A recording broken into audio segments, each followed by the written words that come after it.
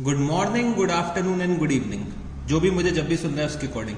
तो बच्चे आज हम लोग अपने लेक्चर नंबर 3 पे आ चुके हैं, लेक्चर नंबर 3, और हम लोग इशू ऑफ शेयर्स के बारे में पढ़ लेते हैं। तो बच्चे लास्ट क्लास में हम लोगों ने सबसे पहले रिजर्व कैपिटल के बारे में पढ़ा था। रिजर्व कैपिटल बच्चे क्या होता है? बच्चे वो कैपिटल जो हमें कॉल अप करना होता है eight the time of winding up of the company. तो जब कभी भी एक मेरी अनलिमिटेड कंपनी कन्वर्ट होती है लिमिटेड कंपनी में, तो हम लोग मेंबर से कुछ पैसे ब्लॉक करवा लेते हैं कि भाई हम लोगों को अगर जरूरत पड़ेगी तो आप हमें eight the time of winding up payment करोगे। तो जब कभी भी अनलिमिटेड कंपनी लिमिटेड कंपनी में कन्वर्ट होती है तो बच्चे हम लोग एक कैपिटल क्रिएट करते हैं जिसको हम लोग क्या बोलते हैं? Reserve capital. तो reserve capital can be called up only at the time of winding up of the company. तो ये हम लोगों ने लास्ट क्लास में पढ़ा था। फिर इसके बाद बच्चे हम लोग अपने प्रैक्टिकल क्वेश्चंस में आ गए थे। प्रैक्टिकल क्वेश्चंस में मैंने आपको पूरा प्रोसेस समझाया था कि भाई अगर मैं एज अ कंपनी काम कर रहा हूं और मैं पब्लिक में शेयर्स इशू करना चाहता हूं। ये कौन है? मेरी पब्लिक है। पब्लिक में अगर मेरे को शेयर्स इशू करने हैं तो सबसे पहले मेरे को परमिशन किससे लेनी पड़ती है? एक तो भाई आरओसी से लेनी पड़ती है और साथ ही साथ मेरे को सेबी से परमिशन लेनी पड़ती है। जब मेरे को परमिशन मिल जाती है तो मैं क्या करता हूं भाई? प्रोस्पेक्टस इशू करता हूं। तो पब्लिक प्रोस्पेक्टस को परचेज करती है फ्रॉम द बैंक्स। तो जो भी मेरी ऑथराइज्ड बैंक्स होंगी उनको मैं अपना प्रोस्पेक्टस दे देता हूं और बोलता हूं कि ये भाई पब्लिक में डिस्ट्रीब्यूट कर दो। तो पब्लिक बैंक के पास जाती है और बैंक से प्रोस्पेक्टस परचेज कर लेती है। तो अगर प्रोस्पेक्टस अच्छा लगता है भाई, प्रोस्पेक्टस पे हम लोग सारी डिटेल्स देते हैं कंपनी की, भाई कंपनी का नाम क्या है, कंपनी का आरओ कहाँ है, कंपनी जो पैसा रेस कर रही है वो किस पर्पस के लिए यूज करने वाली है, कंपनी कितना पैसा रेस करना चाहती है, कब इशू आ रहा है और कब इशू एंड हो जाएगा, और हमें पैसा कैसे क्या देना है, मतलब इंस्टॉलमेंट्स में देना है या कि पूरा का पूरा लमसम में देना है। तो ये सारी डिटेल्स प्रोस्पेक्टस में दे रखी होती है। तो प्रोस्पेक्टस पढ़ के पब्लिक क्या करती है? अपना पैसा कंपनी को देती है। ठीक है जी, अपना पैसा कंपनी को देती है। तो यहां पे पब्लिक प्रोस्पेक्टस में एक एप्लीकेशन फॉर्म होता है, तो एप्लीकेशन फॉर्म भर के कंपनी को देती है और साथ में एप्लीकेशन का मनी भी पे करती है। तो एप्लीकेशन का मनी जब पे कर देती है पब्लिक कंपनी को, तो जब कंपनी को पैसा मिल जाता है, जब कंपनी को मिनिमम सब्सक्रिप्शन मिल जाता है, मिनिमम सब्सक्रिप्शन याद करो हम लोगों ने पढ़ा था 90% ऑफ द इशूड कैपिटल। तो मेरा मिनिमम सब्सक्रिप्शन कितना होना चाहिए? 90% होना चाहिए। अगर मेरे को मिनिमम सब्सक्रिप्शन अचीव हो रहा है तो कंपनी यहां पे लेटर ऑफ अलॉटमेंट पब्लिक को इशू कर देगी। कंपनी यहां पे लेटर ऑफ अलॉटमेंट पब्लिक को इशू कर देगी और कहेगी कि भाई हमें अलॉटमेंट का भी पैसा दे दो। तो कंपनी यहां पे लेटर ऑफ अलॉटमेंट इशू कर रही है। तो लेटर ऑफ अलॉटमेंट कंपनी ने यहां पे इशू करा पब्लिक को और बोला कि भाई अलॉटमेंट का पैसा भी हमें दे दो। तो पब्लिक यहां पे अलॉटमेंट का भी पैसा कंपनी को दे देती है। फिर कंपनी शेयर का पैसा कॉल करती है, भाई शेयर का पैसा मांगती है पब्लिक से, तो पब्लिक यहां पे शेयर का पैसा भी दे देते हैं। तो ये बच्चे पूरा प्रोसेस होता था जो हम लोगों ने लास्ट क्लास में पढ़ा था। ठीक है जी। अच्छा बच्चे, हम लोगों ने लास्ट क्लास में कुछ और बातें करी थी कि अगर मैं 1 लाख शेयर्स ऑफर करता हूं, 1 लाख शेयर्स ऑफर करता हूं और भाई मेरे पास 1 लाख शेयर्स की एप्लीकेशंस आती हैं, 1 लाख शेयर्स की एप्लीकेशंस आती हैं, तो मैं इसको क्या बोल सकता हूं भाई? मैं इसको बोल सकता हूं कि भाई जो मेरा इशू है वो फुल्ली सब्सक्राइब्ड है। इशू जो है वो मेरा क्या है? फुल्ली सब्सक्राइब्ड है। Issue is fully subscribed. ठीक है जी। अगर मैं 1 लाख शेयर्स ऑफर करता हूं, अगर मैं 1 लाख शेयर्स ऑफर करता हूं और मेरे पास एप्लीकेशंस जो आती हैं वो बच्चे 1,20,000 शेयर्स की आती हैं, तो मैं इसको क्या बोलता हूं? Over subscription. Over subscription. तो ओवर सब्सक्रिप्शन को डील करने के लिए मैंने आपको 3 मेथड्स बताए थे कि भाई हम लोग कुछ शेयर्स की एप्लीकेशन को रिजेक्ट कर देंगे भाई, या तो हम लोग प्रो राटा अलॉटमेंट कर देंगे, मतलब 1,20,000 शेयर्स की अगर मेरे पास एप्लीकेशन आई है तो भाई उन लोगों को मैं 1 लाख शेयर्स अलॉट कर दूंगा, मैं प्रो राटा अलॉटमेंट कर दूंगा, मैं प्रोपोर्शनेट अलॉटमेंट कर दूंगा। और तीसरा तरीका ये होता था कि भाई कुछ शेयर्स की एप्लीकेशंस को रिजेक्ट कर दो और बच्चे रिमेनिंग को क्या करो? रिमेनिंग को प्रो राटा अलॉटमेंट कर दो। तो ये हम लोगों ने लास्ट क्लास में ओवर सब्सक्रिप्शन के बारे में भी सीखा था। फिर बच्चे अगर हम लोग 1 लाख शेयर्स ऑफर करते हैं और मेरे पास यहां पे 80,000 शेयर्स की एप्लीकेशन आती है, तो इसको हम लोग क्या बोलते हैं, अंडर सब्सक्रिप्शन बोलते हैं। हमारा जो इशू है वो अंडर सब्सक्राइब्ड है।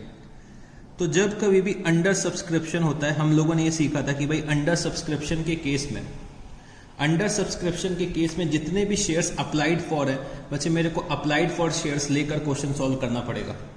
तो जितने भी शेयर्स अप्लाई करे गए उसको लेके मेरे को पूरा का पूरा क्वेश्चन सॉल्व करना है। और हम लोगों ने फिक्स करा था कि भाई मिनिमम सब्सक्रिप्शन 90% होना चाहिए।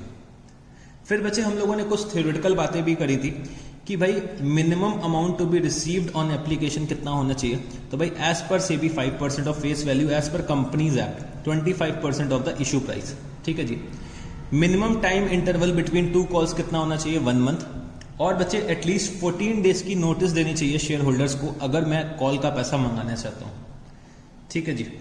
तो ये सब बातें हम लोगों ने लास्ट क्लास में कर रखी है। और बच्चे हम लोगों ने ये भी पढ़ा था कि अगर हम लोग 10 रुपए की फेस वैल्यू वाला शेयर, 10 रुपए की फेस वैल्यू वाला शेयर अगर 10 रुपए में इशू करते हैं, मेरी इशू प्राइस भी 10 है और मेरा फेस वैल्यू भी 10 है, तो हम लोग यहां पे बोल सकते हैं कि भाई जो हमारा इशू है वो एट पार है। अगर मैं 10 रुपए के शेयर को इशू कर रहा हूं 8 रुपीज पे, तो हम लोग यहां पे बोल सकते हैं कि भाई हमारा जो इशू है वो एट डिस्काउंट है। बट बच्चे रियल लाइफ में हम लोग एट डिस्काउंट इशू नहीं कर सकते, क्योंकि कंपनीज एक्ट के सेक्शन 53 में इसका प्रोहिबिशन दे रखा है। सेक्शन 53 ऑफ कंपनीज एक्ट 2013 ये बोलता है कि भाई हम लोग अपने शेयर्स को डिस्काउंट में इशू नहीं कर सकते। ठीक है जी। तो ये भी हम लोगों ने लास्ट क्लास में देखा था। फिर बच्चे अगर हम लोग 10 रुपए के शेयर को 12 रुपीज में इशू कर रहे हैं, तो यहां पे हम लोग क्या बोलते हैं कि भाई हम लोग जो इशू कर रहे हैं वो बच्चे एट प्रीमियम कर रहे हैं। एट प्रीमियम हम लोग क्या कर रहे हैं, इशू कर रहे हैं। अगर 10 की चीज को 12 पे इशू कर रहे हैं, तो यहां पे हम लोग 2 रुपए के प्रीमियम पे शेयर को इश्यू कर रहे हैं। या फिर मैं क्या बोल सकता हूं, मैं यहां पे 20% प्रीमियम पे शेयर को इश्यू कर रहा हूं। भाई फेस वैल्यू 10 रुपए है, तो 10 रुपए पे अगर मैं 20% प्रीमियम निकालता हूं तो कितना आएगा, 2 रुपीज। तो हम लोग यहां पे 20% प्रीमियम पे शेयर को इश्यू कर रहे हैं। अब प्रीमियम की कैसे क्या अकाउंटिंग करनी होती है ये मेरे को अब सीखना है। ठीक है जी। तो हमारा कंपनीज एक्ट क्या बोलता है कि भाई आप जो फेस वैल्यू रिसीव करोगे वो तो आपको शेयर कैपिटल के अकाउंट में क्रेडिट करना पड़ेगा। ये हम लोगों ने लास्ट क्लास में पढ़ा था कि भाई जितना भी फेस वैल्यू होगा वो बच्चे हमें शेयर कैपिटल अकाउंट में क्रेडिट करना पड़ेगा। तो शेयर कैपिटल अकाउंट में हमेशा सिर्फ और सिर्फ फेस वैल्यू ऑफ शेयर आती है। तो भाई जो ये 2 रुपए का प्रीमियम है, मैं यहां पे क्या कर रहा हूं, 10 रुपए के शेयर को 2 रुपीज प्रीमियम पे इश्यू कर रहा हूं। 10 रुपए के शेयर को 2 रुपीज प्रीमियम पे इशू कर रहा हूं। तो भाई 2 रुपए का प्रीमियम जो मैं रिसीव कर रहा हूं वो मेरे को कोई ना कोई अकाउंट में तो क्रेडिट करना पड़ेगा ना। भाई ये 10 रुपए तो चलो मैं शेयर कैपिटल में लेकर चला जाऊंगा, क्योंकि शेयर कैपिटल हमेशा हम लोग नॉमिनल वैल्यू से या फिर फेस वैल्यू से क्रेडिट करता है। बट जो ये 2 रुपए का प्रीमियम मेरे को पब्लिक से मिल रहा है, ये बच्चे मेरे लिए क्या है, ये मेरे लिए कैपिटल प्रॉफिट है। ये मेरे लिए क्या है, कैपिटल प्रॉफिट है। क्योंकि बच्चे ये हम लोग अपने ऑर्डिनरी कोर्स ऑफ बिजनेस में अर्न नहीं कर रहे हैं। भाई 2 रुपए का जो प्रीमियम मिल रहा है वो मेरा ऑर्डिनरी कोर्स ऑफ बिजनेस थोड़ी ना है। ये मेरा कोई रेवेन्यू प्रॉफिट थोड़ी ना है, मेरा कोई रोज का काम थोड़ी ना है शेयर इशू करने का। मैं कभी कभार शेयर्स इशू करता हूँ, कई सालों में शेयर्स इशू करता हूँ, तो मेरा ये रोज का काम थोड़ी ना शेयर इशू का। तो ये मेरा क्या है, कैपिटल प्रॉफिट है, क्योंकि हम लोग इसको in the ordinary course of business earn नहीं करते हैं। तो ये 2 रुपए का जो प्रॉफिट है वो मेरा कैपिटल प्रॉफिट है। और कैपिटल प्रॉफिट को मेरे को यहां पे क्रेडिट करना पड़ता है सिक्योरिटीज प्रीमियम रिजर्व अकाउंट में। Securities premium reserve account. तो हमेशा याद रखना, जब कभी भी हम लोग शेयर्स को इशू करेंगे एट प्रीमियम, जब कभी भी हम लोग शेयर्स को इशू करेंगे एट प्रीमियम, तो जो भी मेरे को प्रीमियम रिसीव हो रहा होगा वो मेरे को कहां पे क्रेडिट करना पड़ेगा, सिक्योरिटीज प्रीमियम रिजर्व अकाउंट में क्रेडिट करना पड़ेगा। और फेस वैल्यू में क्रेडिट कर दूंगा कहां पे, शेयर कैपिटल अकाउंट में। ठीक है जी। तो यहां पे आप लोग लिख सकते हो, whenever shares are issued at premium, whenever shares are issued at a premium, amount of premium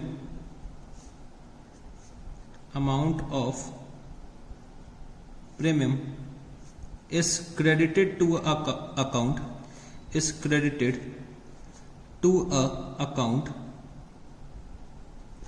known as securities premium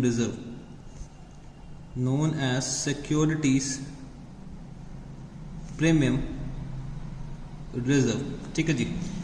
Whenever shares are issued at a premium, amount of premium is credited to a account known as securities premium reserve, ठीक है जी। तो securities premium reserve का मेरे को use करना पड़ेगा जब कभी भी हम लोग शेयर्स प्रीमियम पे इशू करेंगे, ठीक है जी।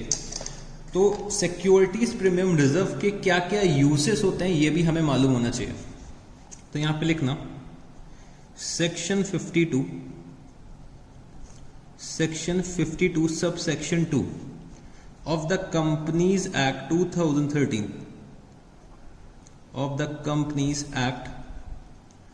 2013 states that the amount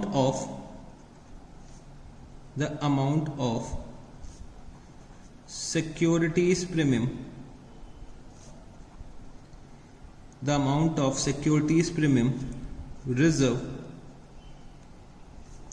may be used only for the following purposes। तो बच्चे जो भी अमाउंट अक्यूमुलेट होता है सिक्योरिटीज प्रीमियम रिजर्व अकाउंट में, वो हम लोग इनमें से कुछ पर्पसेस के लिए यूज कर सकते हैं। तो ये पर्पसेस मेरे को कंपनीज एक्ट में डिफाइन कर दिए गए हैं अंडर सेक्शन 52 सब सेक्शन 2, ठीक है जी।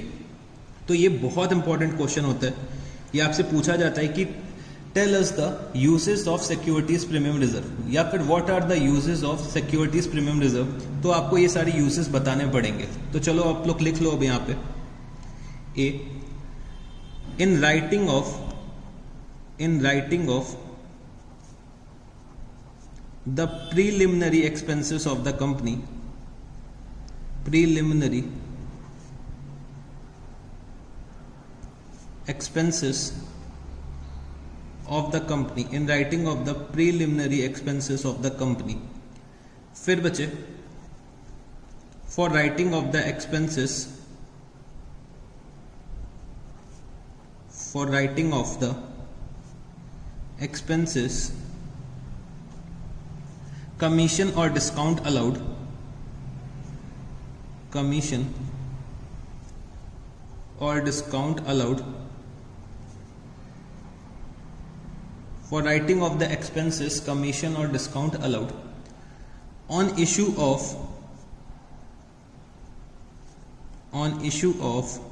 shares or debentures, on issue of shares or debentures of the company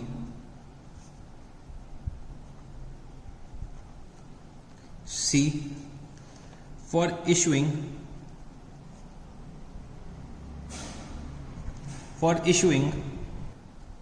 fully paid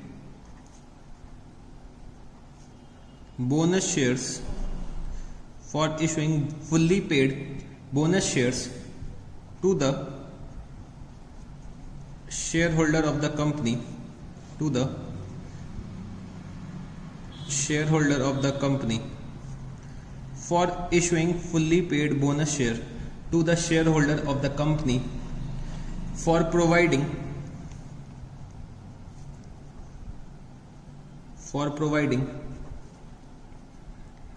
premium payable, for providing premium payable on redemption of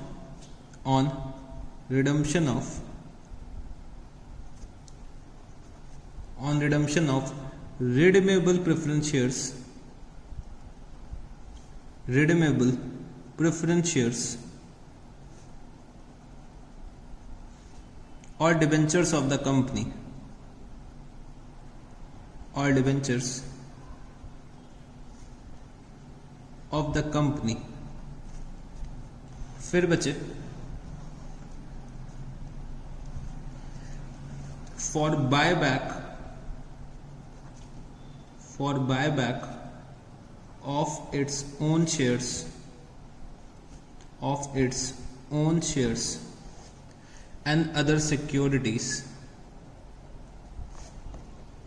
and other securities as per section 68।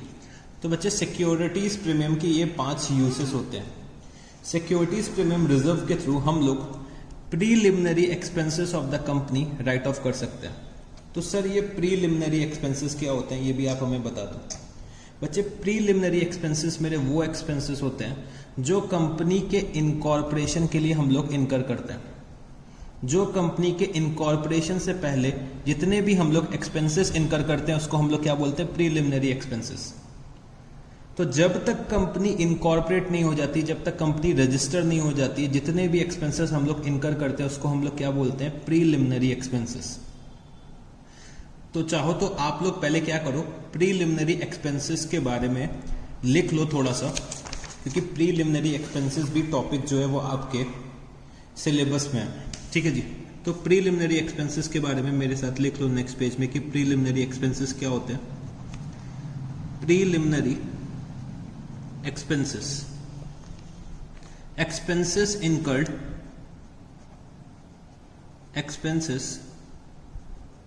incurred in the formation of a company, expenses incurred in the formation of a company are termed as preliminary expenses,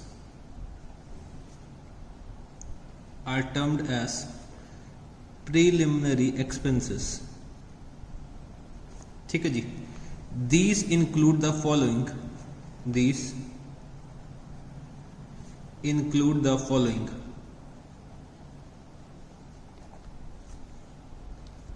A, expenses incurred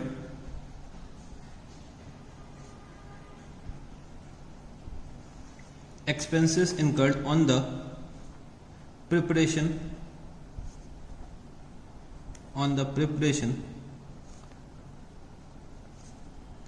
and printing of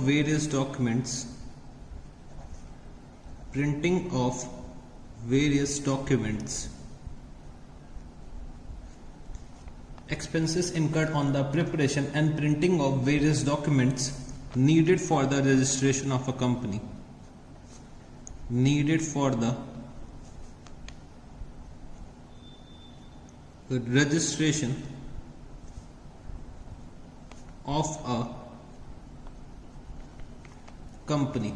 stamp duty and registration fees,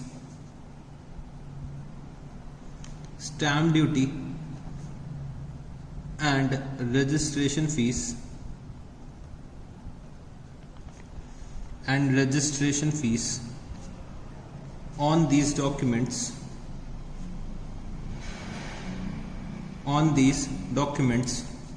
duty payable on authorized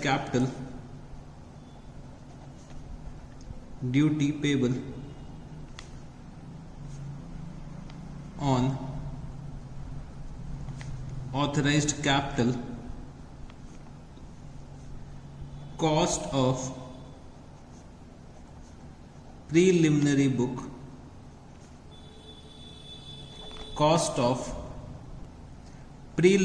books। ठीक है जी। तो ये कुछ examples होते हैं preliminary expenses के। Preliminary expenses मेरे वो एक्सपेंसेस होते हैं जो हम लोग इनकर करते हैं for the formation of a company, for the incorporation of a company. तो जो भी एक्सपेंसेस हम लोग इनकर करते हैं कंपनी को इनकॉर्पोरेट करने के लिए, कंपनी को रजिस्टर कराने के लिए, उसको हम लोग बोलते हैं प्रीलिमिनरी एक्सपेंसेस।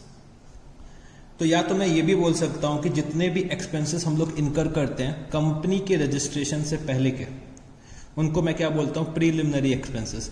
फॉर एग्जाम्पल जो हम लोग डॉक्यूमेंट्स वेरियस बनाते हैं जिनकी हम लोग प्रिंटिंग कराते हैं, जैसे कि मेमोरेंडम हो गया, आर्टिकल हो गया, और भी बहुत सारे दुनिया भर के डॉक्यूमेंट्स लगते हैं। तो उन डॉक्यूमेंट्स के प्रिपरेशन में जो भी खर्चे इनकर करते हैं हम लोग, उनको हम लोग क्या बोलते हैं, प्रीलिमिनरी एक्सपेंसेस। और बच्चे जितने भी डॉक्यूमेंट्स होते हैं भाई, उसमें मेरे को रजिस्ट्रेशन फीस पे करनी पड़ती है, मेरे को स्टैम्प ड्यूटी पे करनी पड़ती है, तो वो भी मेरे प्रीलिमिनरी एक्सपेंसेस के पार्ट होते हैं। Duty payable on authorised capital, तो बच्चे जितना भी मेरा ऑथराइज्ड कैपिटल होगा उसमें मेरे को ड्यूटी पे करनी पड़ती है, तो वो भी मेरा एक प्रीलिमिनरी एक्सपेंस होता है। और बच्चे हम लोग कुछ बुक्स वगैरह भी पब्लिश कराते हैं, तो उसको भी हम लोग प्रीलिमिनरी एक्सपेंसेस का पार्ट मानकर चलते हैं। तो प्रीलिमिनरी एक्सपेंसेस मेरे जितने भी होते हैं वो बच्चे मेरे प्री इनकॉर्पोरेशन के एक्सपेंस होते हैं, मतलब जितने भी एक्सपेंसेस हम लोग इनकर कर रहे हैं for the formation of a company, उसको हम लोग बोलते हैं प्रीलिमिनरी एक्सपेंसेस। प्रीलिमिनरी एक्सपेंसेस को हमें राइट ऑफ करना होता है in the year in which they are incurred. तो यहां पे आप लोग लिख लो कि as per accounting standard 26, accounting standard 26 याद करो बच्चे, हम लोगों ने पार्टनरशिप में पढ़ा था कि अकाउंटिंग स्टैंडर्ड 26 होता है इंटेंजिबल्स का, इंटेंजिबल्स का अकाउंटिंग स्टैंडर्ड 26 होता है। तो एज पर AS 26 preliminary expenses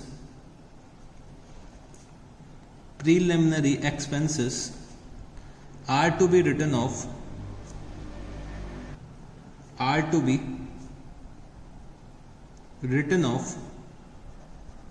in the year in which it is incurred। तो बच्चे जिस साल में हम लोग प्रीलिमिनरी एक्सपेंसेस को इनकर करते हैं बच्चे, उसी साल में मेरे को उसका राइट ऑफ करना पड़ता है। तो मेरे को प्रीलिमिनरी एक्सपेंसेस सेम ईयर में राइट ऑफ करने होंगे जिस साल में हम लोग प्रीलिमिनरी एक्सपेंसेस को इनकर कर रहे हैं। ठीक है जी। तो प्रीलिमिनरी एक्सपेंसेस को हम लोग कैसे राइट ऑफ कर सकते हैं, तो भाई they should be written off, they should be written off first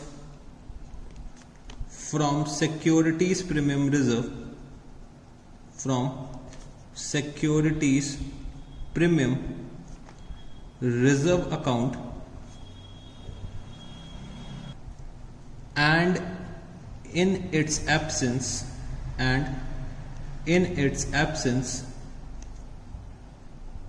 from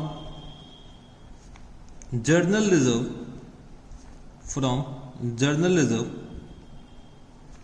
or from surplus of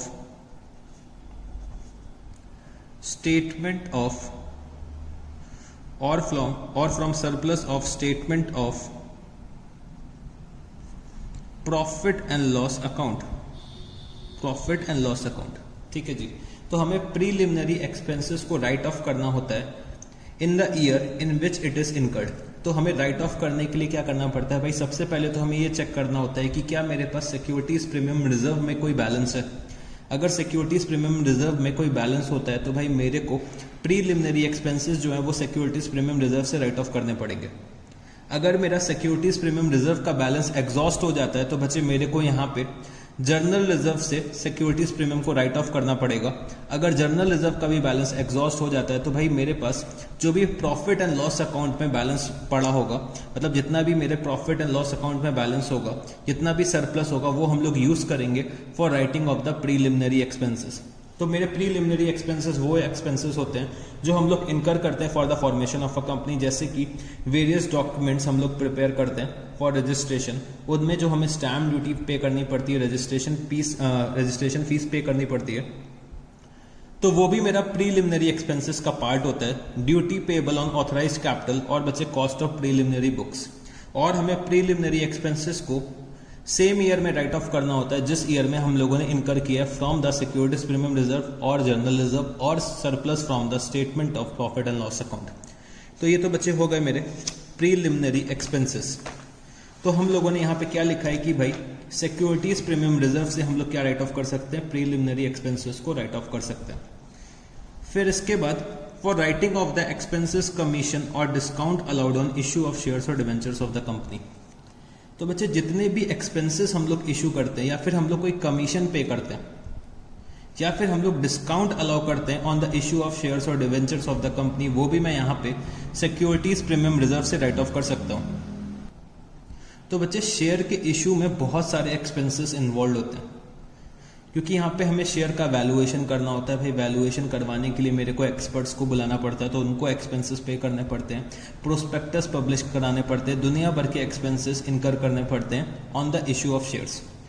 तो जो भी वो एक्सपेंसेस हम लोग इनकर कर रहे हैं वो हम लोग यहाँ पे सिक्योरिटीज प्रीमियम रिजर्व से राइट ऑफ कर सकते हैं। अगर हम लोग शेयर इशू करने के लिए कमीशन पे कर रहे हैं, तो जब कभी भी हम लोग कमीशन पे करते हैं तो वो भी हम लोग राइट ऑफ कर सकते हैं। तो कमीशन का बच्चे अभी कॉन्सेप्ट मैं आपको पूरा पढ़ाऊंगा, उसके लिए अभी बिल्कुल परेशान मत होना। कमीशन का एक सेपरेट कॉन्सेप्ट है आपका इशू ऑफ शेयर्स के चैप्टर में, तो वो मैं बहुत डिटेल में अभी डील करूंगा। पहले आप लोग इतना समझ लो कि हम लोग कुछ कमीशन भी पे करते हैं शेयर्स को इशू करने के लिए, और अगर कोई डिस्काउंट अलाउ कर रखा है ऑन इशू ऑफ शेयर्स तो वो भी हम लोग राइट ऑफ कर सकते हैं। बट हमें ये पता है कि भाई सेक्शन 53 ने हमें प्रोहिबिट कर दिया है from issuing shares at discount. ठीक है जी, तो डिस्काउंट अलाउड तो हमें नहीं मिलेगा ऑन इशू ऑफ शेयर्स और debentures of the company.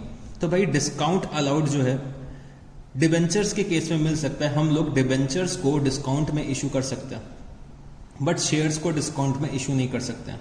Debentures हमारे क्या होते हैं, लोन इंस्ट्रूमेंट्स होते हैं। कंपनी जैसे कि यहाँ पे शेयर्स के फॉर्म में पैसा पब्लिक से रिसीव कर रही है, तो सिमिलरली कंपनी चाहे तो डिवेंचर्स इशू कर सकती है और पब्लिक से पैसा रिसीव कर सकती है।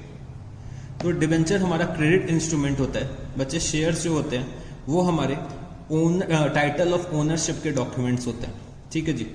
फिर इसके बाद for issuing fully paid bonus shares to the shareholder of the company. जब कभी भी बच्चे कंपनी के पास सरप्लस प्रॉफिट होते हैं, बहुत ज्यादा प्रॉफिट होते हैं कि समझ में नहीं आता है कंपनी को कि भाई हम लोग प्रॉफिट्स का क्या करें, तो कंपनी क्या करती है, यहाँ पे बोनस शेयर्स इशू कर देती है। बोनस शेयर्स का मतलब क्या होता है, कंपनी फ्री में शेयर्स इशू कर देती है अपने शेयर होल्डर्स को। जो यहाँ पे शेयर्स इशू करेगी कंपनी अपने शेयर होल्डर्स को, वो फ्री में करेगी, तो इसलिए हम लोग क्या बोलते हैं इसको, बोनस शेयर्स। और जो ये शेयर्स इशू कर रही है सिर्फ और सिर्फ share holder of the company को इशू कर सकती है, ये नहीं कि नॉर्मल पब्लिक को इशू कर दिया, तो उसको हम लोग बोलते हैं बोनस शेयर्स। तो bonus shares are issued at free of cost to the shareholders of the company. जो कंपनी के बुक्स में एग्जिस्टिंग शेयर होल्डर्स हैं उन्हीं को सिर्फ बोनस शेयर्स इशू करा जा सकता है। तो जब कभी भी कंपनी बोनस शेयर्स इशू करती है तो यहाँ पे सिक्योरिटीज प्रीमियम रिजर्व का अमाउंट यूज करती है। ठीक है जी। फिर इसके बाद दे रखा हुआ है for providing premium payable on redemption of redeemable preference shares और डिवेंचर्स ऑफ द कंपनी। बच्चे हमें यह पता है कि भाई हमें प्रेफरेंस शेयर्स को रिडीम करना पड़ता है, क्योंकि प्रेफरेंस शेयर्स की मैक्सिमम लाइफ कितनी होती है, 20 ईयर्स। तो जब कभी भी हमें प्रेफरेंस शेयर्स को रिडीम करना होता है तो कभी कभी हो सकता है हमें प्रीमियम पे करना पड़ता है ऑन रिडम्पशन। फॉर एग्जाम्पल मैंने यहाँ पे क्या करा है कि भाई 100 रुपीज के प्रेफरेंस शेयर्स इशू करें, 100 रुपीज के प्रेफरेंस शेयर्स इशू करें, और हो सकता है eight the time of redemption मेरे को 105 रुपीज पे करना पड़े। मैंने इस टर्म्स में इशू करा है कि अगर आप लोग अभी मेरे को 100 रुपए दोगे तो मैं आज से 5 साल बाद रिडम्पशन के टाइम मैं आपको 105 रुपए एक शेयर पे दूंगा। तो ये मैं एक्सेस 5 रुपए दे रहा हूं, ये क्या हो जाएगा, प्रीमियम ऑन रिडम्पशन। तो प्रीमियम ऑन रिडम्पशन को राइट ऑफ करने के लिए हम लोग सिक्योरिटीज प्रीमियम रिजर्व का बैलेंस यूज कर सकते हैं। भाई प्रीमियम ऑन रिडम्पशन कंपनी के लिए क्या हो जाएगा, एक एक्सपेंस हो जाएगा। भाई 100 रुपए मेरे को मिले और मेरे को 105 रुपए देने पड़ रहे, तो भाई 5 रुपए का तो मेरा एक्सपेंस है ना। तो ये एक्सपेंस को राइट ऑफ करने के लिए हम लोग सिक्योरिटीज प्रीमियम रिजर्व का अकाउंट यूज कर सकते हैं। तो सिमिलरली डिवेंचर्स जब हम लोग रिडीम करते हैं प्रीमियम में, तो हो सकता है 100 रुपए के डिवेंचर्स को मैं पे कर रहा हूं 105 रुपए eight the time of redemption. तो ये मेरा 5 रुपए का एक्सपेंस है कंपनी के लिए। तो ये एक्सपेंस को कंपनी कहां से राइट ऑफ कर सकती है, सिक्योरिटीज प्रीमियम रिजर्व से राइट ऑफ कर सकती है। और कंपनी क्या कर सकती है, और कंपनी अपने शेयर्स को पब्लिक से बायबैक कर सकती है। मतलब कंपनी ने इक्विटी शेयर्स पब्लिक को इशू कर दिए, कंपनी ने इक्विटी शेयर्स पब्लिक को इशू कर दिए, और कंपनी अब चाहती है कि भाई अपने शेयर्स मार्केट से परचेज कर ले, तो उसको हम लोग क्या बोलते हैं, बायबैक। कंपनी ने इक्विटी शेयर्स मार्केट में इशू कर रखे हैं और कंपनी अपने शेयर्स को मार्केट से फिर से खरीदना चाहती है, तो उसको हम लोग क्या बोलते हैं, बायबैक। अगर बायबैक कंपनी करना चाहती है तो भाई बायबैक करने के लिए सिक्योरिटीज प्रीमियम रिजर्व का बैलेंस कंपनी यूज कर सकती है। ठीक है जी। तो ये सारे यूजेस होते हैं सिक्योरिटीज प्रीमियम रिजर्व के। तो ये सारे यूजेस को आप लोगों को बहुत अच्छे से याद रखना है, क्योंकि ये क्वेश्चन आपसे थ्योरेटिकल पूछ लिया जाता है कि what are the uses of securities premium reserve.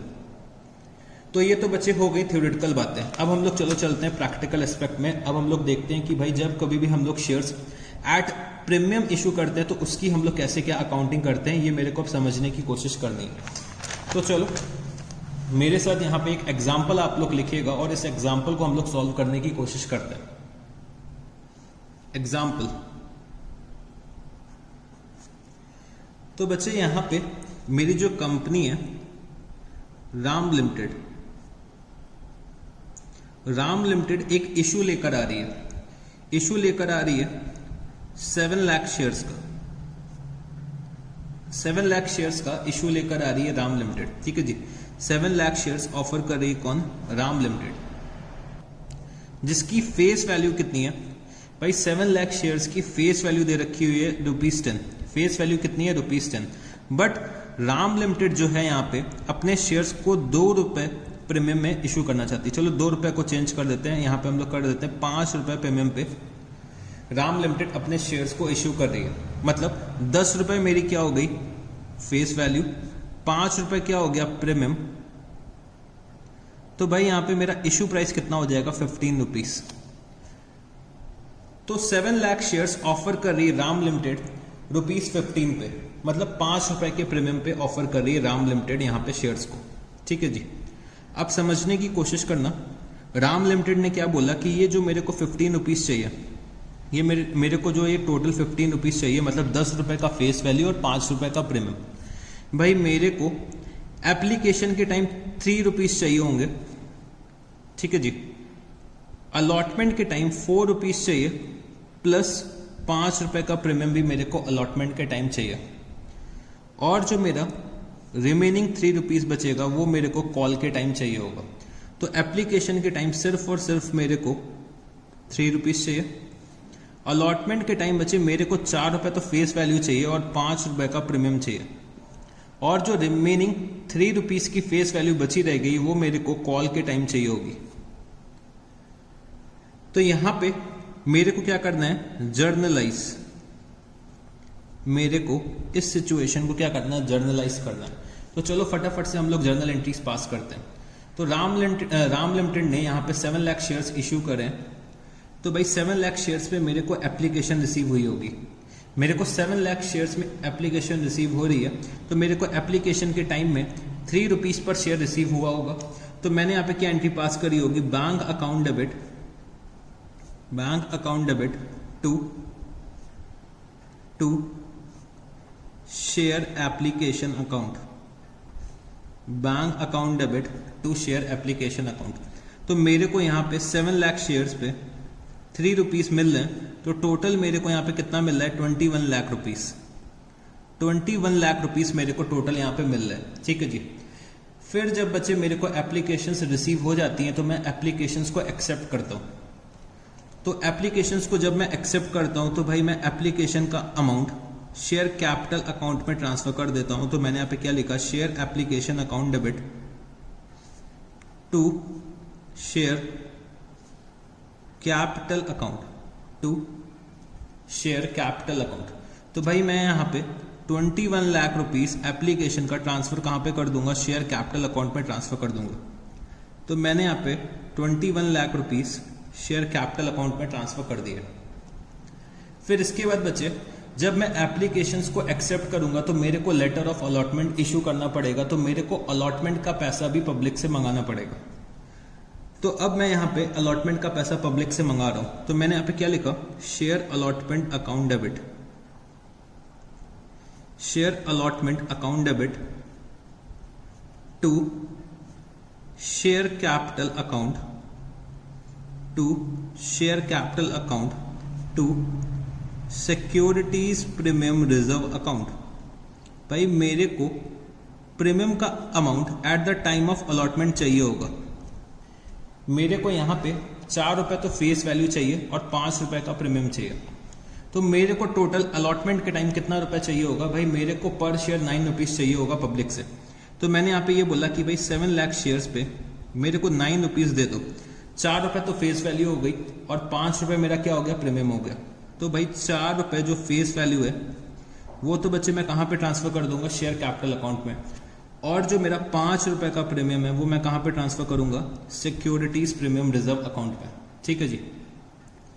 तो मैंने यहाँ पे पब्लिक से क्या बोला कि आप मेरे को यहाँ पे डिपॉजिट कर दो 63 लाख रुपीस, जिसमें 28 लाख रुपीस हम लोग शेयर कैपिटल अकाउंट में ट्रांसफर कर देंगे, और जो बचा 35 लाख रुपीस है वो मेरा क्या हो जाएगा, सिक्योरिटीज प्रीमियम रिजर्व का अमाउंट हो जाएगा।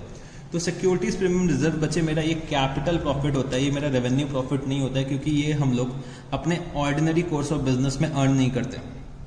तो बच्चे यहाँ पे मैंने पब्लिक से पैसा मांगा और पब्लिक ने मेरे को पैसा दे दिया होगा।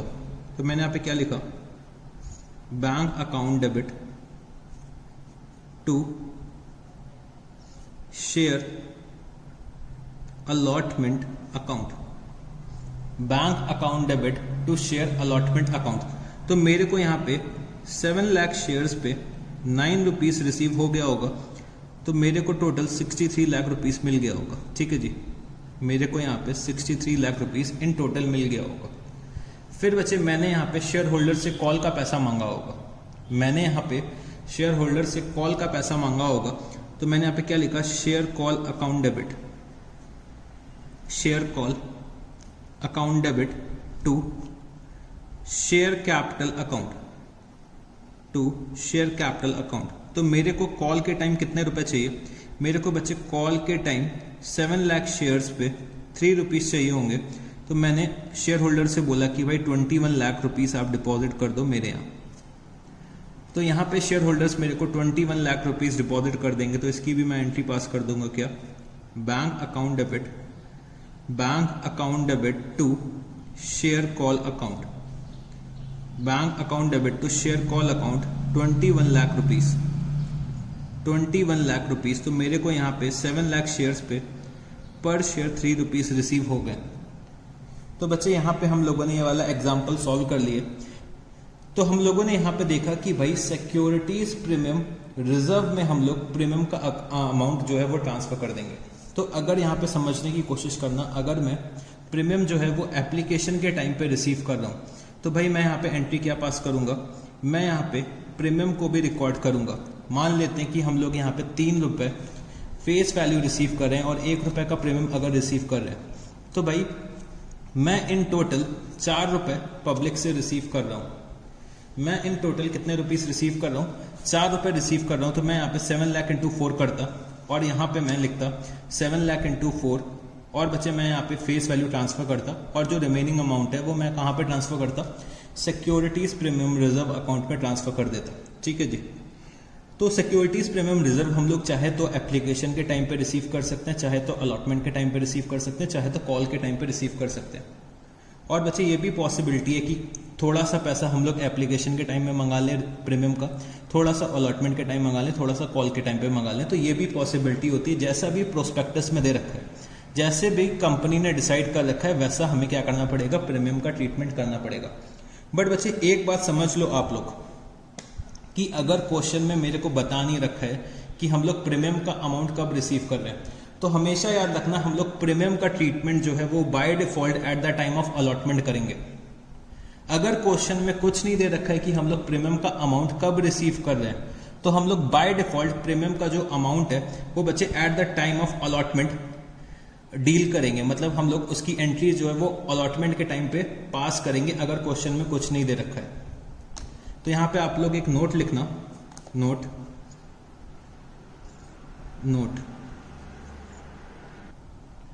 Normally it is mentioned in questions. Normally it is mentioned in questions as to when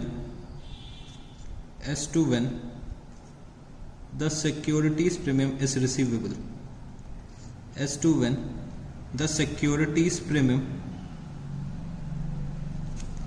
is receivable, that is either it is payable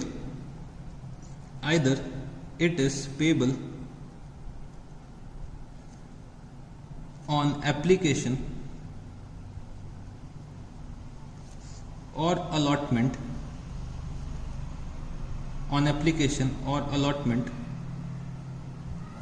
or call। तो जनरली क्वेश्चन में मेंशन्ड होता है कि भाई हमें प्रीमियम का ट्रीटमेंट कब करना है, या तो हमें एप्लीकेशन के टाइम करना होगा, या तो हमें अलॉटमेंट के टाइम करना होगा, या तो हमें कॉल के टाइम करना पड़ेगा। बट अगर क्वेश्चन हमारा साइलेंट है, in the absence of any information, in the absence of any information,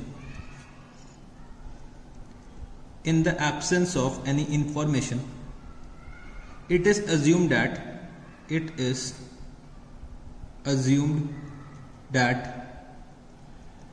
securities premium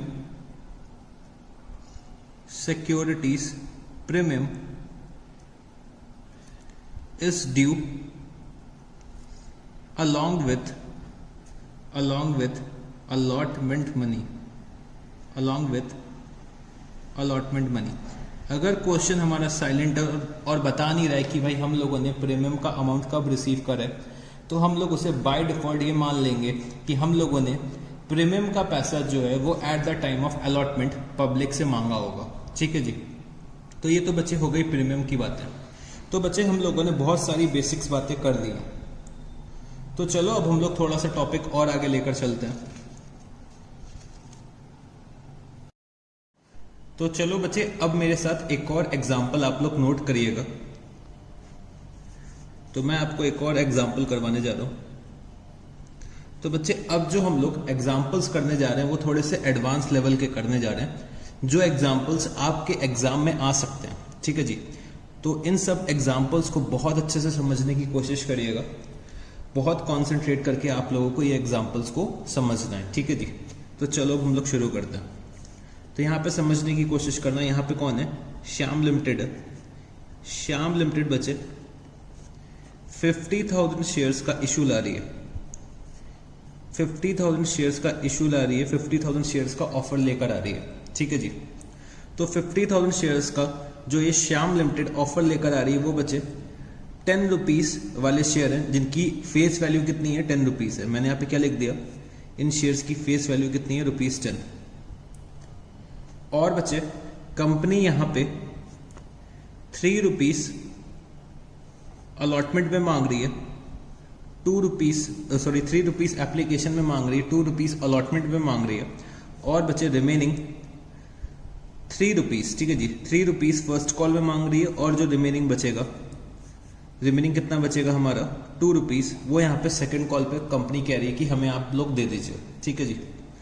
तो यहाँ पे 3 रुपीज कंपनी एप्लीकेशन के टाइम पे मांग रही है, 2 रुपीज कंपनी अलॉटमेंट के टाइम पे मांग रही है, 3 रुपीज कंपनी फर्स्ट कॉल के टाइम पे मांग रही है, और बचे 2 रुपीज कंपनी सेकंड कॉल के टाइम पे मांग रही है। ठीक है जी। तो कंपनी यहाँ पे 50,000 शेयर्स का इशू लेकर आई है, जिसका फेस वैल्यू कितना है, ₹10, और इशू प्राइस भी कितना है, ₹10। मतलब हम लोग शेयर्स यहाँ पे इशू किस पे कर रहे हैं, एट पार पे कर रहे हैं। ठीक है जी। अब यहाँ पे समझने की कोशिश करना कि कंपनी के पास 50,000 शेयर्स की एप्लीकेशन आई, कंपनी के पास 50,000 शेयर्स की एप्लीकेशन आई। तो भाई कंपनी ने एप्लीकेशन एक्सेप्ट करी और शेयर्स को क्या करा, अलॉट कर दिया। तो बच्चे कंपनी ने जब शेयर्स को अलॉट किया तो भाई लेटर ऑफ अलॉटमेंट भेजा, और लेटर ऑफ अलॉटमेंट जब कंपनी ने भेजा तो कंपनी को अलॉटमेंट के भी पैसे मिल गए। बट बच्चे जब कंपनी ने फर्स्ट कॉल के पैसे मांगे तो मेरा एक शेयर होल्डर था एक्स, मेरा एक शेयर होल्डर कौन था, एक्स शेयर होल्डर था। उसने क्या करा, फर्स्ट कॉल का पैसा नहीं दिया, उसने फर्स्ट कॉल का पैसा नहीं दिया। फिर कंपनी ने क्या करा, कंपनी ने सेकंड कॉल का पैसा मांगा होगा मेरे रिमेनिंग शेयर होल्डर से, तो एक्स ने यहां पे मेरे सेकंड कॉल का भी पैसा नहीं दिया। जो मेरा शेयर होल्डर कौन था, मिस्टर एक्स। मिस्टर एक्स ने एप्लीकेशन और अलॉटमेंट का तो पैसा दे दिया, बट फर्स्ट कॉल और सेकंड कॉल का पैसा नहीं दिया। ठीक है जी। और मिस्टर एक्स के पास 1000 शेयर्स थे कंपनी के, मिस्टर एक्स को 1000 शेयर्स अलॉट हुए थे, और मिस्टर एक्स ने एप्लीकेशन और अलॉटमेंट का पैसा दे दिया, बट फर्स्ट कॉल और सेकंड कॉल का पैसा यहां पे नहीं दिया। तो बच्चे यहां पे क्वेश्चन हमसे क्या कहता है कि जर्नलाइज। अब मेरे को यहां पे जर्नलाइज करनी इस सिचुएशन को। तो चलो हम लोग इसको सॉल्व करने की कोशिश करते हैं। तो मैंने यहाँ पे क्या लिखा, सॉल्यूशन। तो मेरे को यहाँ पे जर्नल एंट्रीज पास करनी है।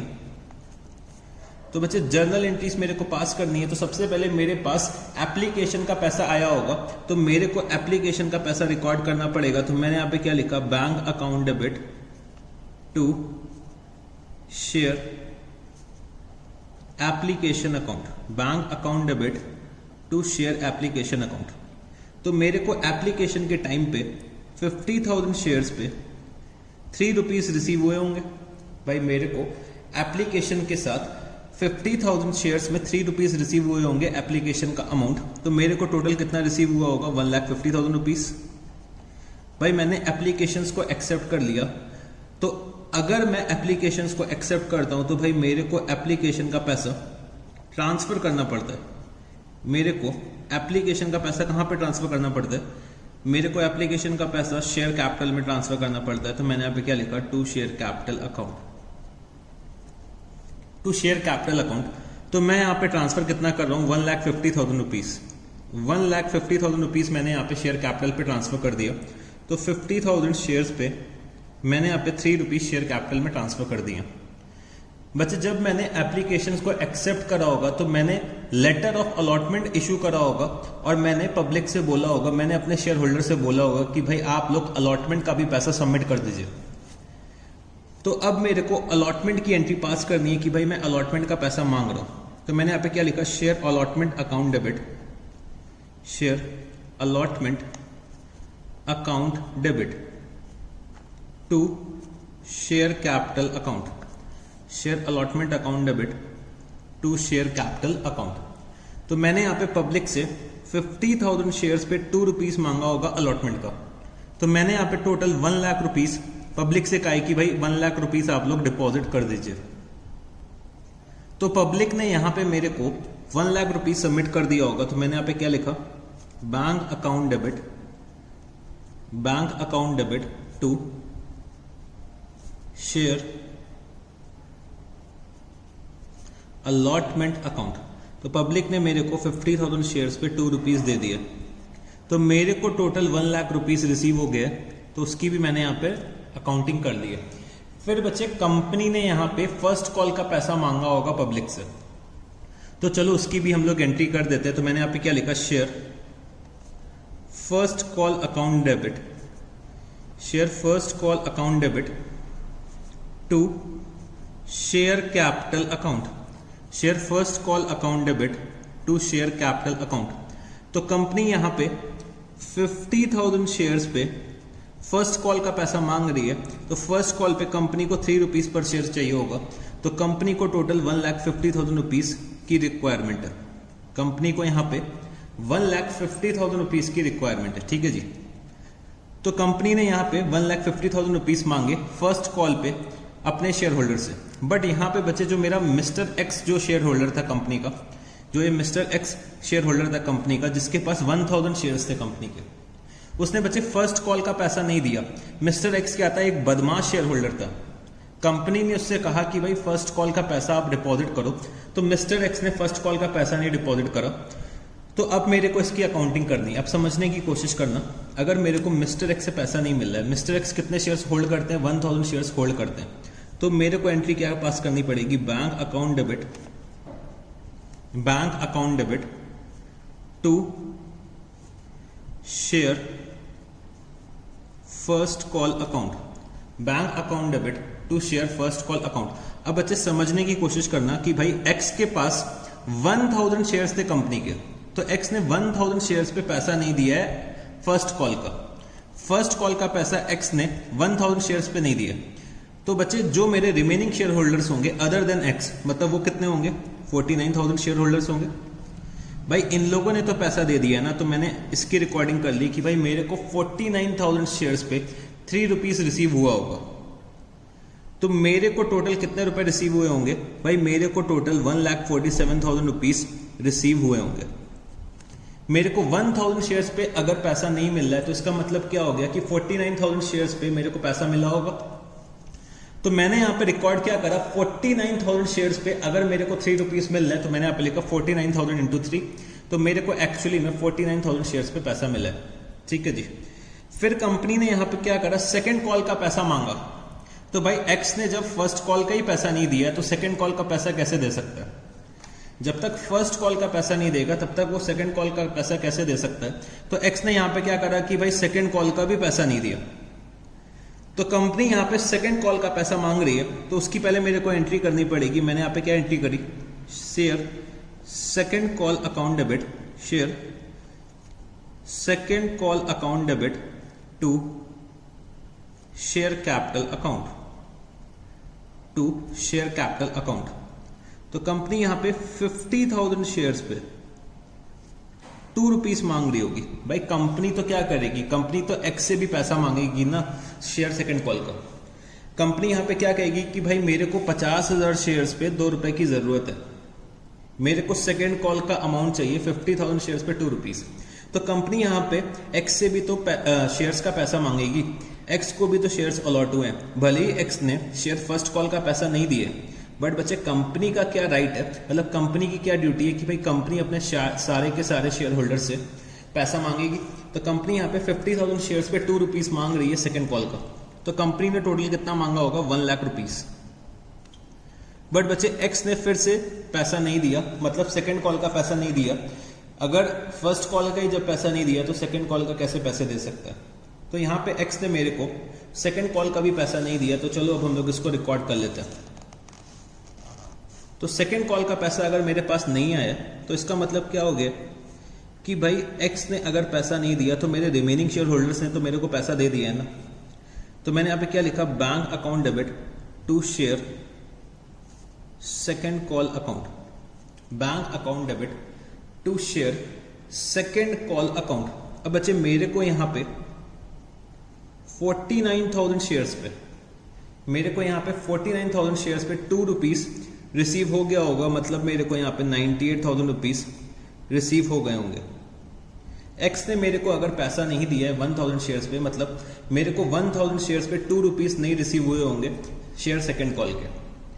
तो अगर मेरा कोई शेयर होल्डर पैसा नहीं देता है तो बच्चे हम लोग यहाँ पे क्या करते हैं, हम लोग यहाँ पे उतने पैसे रिकॉर्ड कर लेते हैं जितने मेरे को एक्चुअली में रिसीव हुए हैं। भाई बैंक अकाउंट में मेरे को 49,000 शेयर्स पे ही तो पैसा मिला होगा, तो वही मैंने रिकॉर्ड कर लिया। अब जितना भी पैसा मेरे को रिसीव नहीं हुआ है वो बच्चे मेरे शेयर सेकंड कॉल के बैलेंस में पड़ा होगा। समझने की कोशिश करना, मैंने 1 लाख रुपीस यहाँ पे मांगे हैं शेयर सेकंड कॉल के, बट मेरे को रिसीव कितने हुए हैं, 98,000 रुपीज। मतलब मेरे शेयर सेकंड कॉल का बैलेंस कितना आ रहा होगा, 2,000 रुपीज। ठीक है जी। अगर यहाँ पे आप लोग देखोगे शेयर फर्स्ट कॉल का, तो शेयर फर्स्ट कॉल पे मैंने मांगे कितने, 1,50,000 रुपीज, बट मेरे को रिसीव कितने हुए, 1,47,000 रुपीज। मतलब शेयर फर्स्ट कॉल पे भी 3,000 रुपीज का बैलेंस बचा होगा। तो अगर कोई मेरा शेयर होल्डर पैसा नहीं देता है तो बच्चे जितना पैसा मेरे को एक्चुअली में रिसीव हो रहा है बस मेरे को वही रिकॉर्ड करना है। बट बच्चे मैं अपने शेयर होल्डर से पूरा का पूरा पैसा मांगूंगा। अगर उसने फर्स्ट कॉल नहीं दे रखी तब भी मैं सेकंड कॉल पे भाई सारे शेयर्स पे पैसा मांगूंगा। ठीक है जी। तो ये तो बच्चे हो गया एग्जाम्पल हमारा सॉल्व। अब इसी एग्जाम्पल को मैं थोड़ा सा एक्सटेंड करना चाहता हूँ, इसी स्टोरी को मैं थोड़ा सा एक्सटेंड करना चाहता हूँ। अब थोड़ा सा और आगे टॉपिक मैं लेकर चलना चाहता हूँ। तो अब आगे की कहानी समझने की कोशिश करना। तो बच्चे यहाँ पे मिस्टर एक्स ने फर्स्ट कॉल का भी पैसा नहीं दिया और सेकंड कॉल का भी पैसा नहीं दिया। तो भाई कंपनी के डायरेक्टर्स को चढ़ गई गुस्सा, कंपनी के डायरेक्टर्स को चढ़ गई गुस्सा कि भाई एक्स जो है वो शेयर्स का पैसा नहीं दे रहे। तो कंपनी के डायरेक्टर्स ने क्या सोचा कि भाई जो एक्स ने पैसा दिया, जो एक्स ने कंपनी को पैसा दिया वो हम लोग क्या करते हैं, फॉरफीट कर लेते हैं, और जो एक्स को शेयर्स अलॉट किए वो हम लोग क्या करते हैं, कैंसिल कर देते हैं। कंपनी के डायरेक्टर्स क्या कहते हैं कि भाई एक्स जो है वो अपने शेयर्स पे पैसा नहीं दे रहे। तो कंपनी के डायरेक्टर्स पहले क्या करते हैं, एक्स को कांस्टेंट रिमाइंडर्स भेजते हैं। भाई जब कभी भी हम लोग शेयर फर्स्ट कॉल का पैसा मांगते हैं तो कंपनी क्या करती है, एटलीस्ट 14 डेज की नोटिस देती है। 14 डेज पहले इन्फॉर्म कर देती है अपने शेयर होल्डर्स को कि भाई मेरे को फर्स्ट कॉल का पैसा चाहिए। बट अगर यहाँ पे एक्स नहीं पे कर रहे हैं तो कंपनी क्या करेगी, फिर से रिमाइंडर भेजेगी और कंपनी यहाँ पे बोलेगी अगर आपने नेक्स्ट 14 डेज के अंदर पैसा नहीं दिया तो हम आपके शेयर्स को क्या करेंगे, फॉरफीट कर लेंगे। मतलब हम आपके शेयर्स को जब्त कर लेंगे और जो भी पैसा आपने कंपनी में डिपॉजिट करे, जो भी पैसा आपने कंपनी में डिपॉजिट करा है वो हम लोग क्या कर लेंगे, फॉरफिट कर लेंगे, जब्त कर लेंगे और आपके शेयर्स को भी जब्त कर लेंगे। मतलब जो भी पैसा कंपनी में आपने डिपॉजिट करा है वो हम लोग आपको रिफंड नहीं करेंगे। तो यहां पे जो मेरे डायरेक्टर्स है कंपनी के, वो एक्स के शेयर्स को फॉरफिट करने जा रहे हैं, एक्स के शेयर्स को जब्त करने जा रहे हैं। तो भाई कंपनी के डायरेक्टर्स को गुस्सा चढ़ी सेकंड कॉल के बाद, और कंपनी के डायरेक्टर्स ने क्या सोचा कि चलो भाई अब एक्स के शेयर्स को फॉरफिट कर लेते हैं।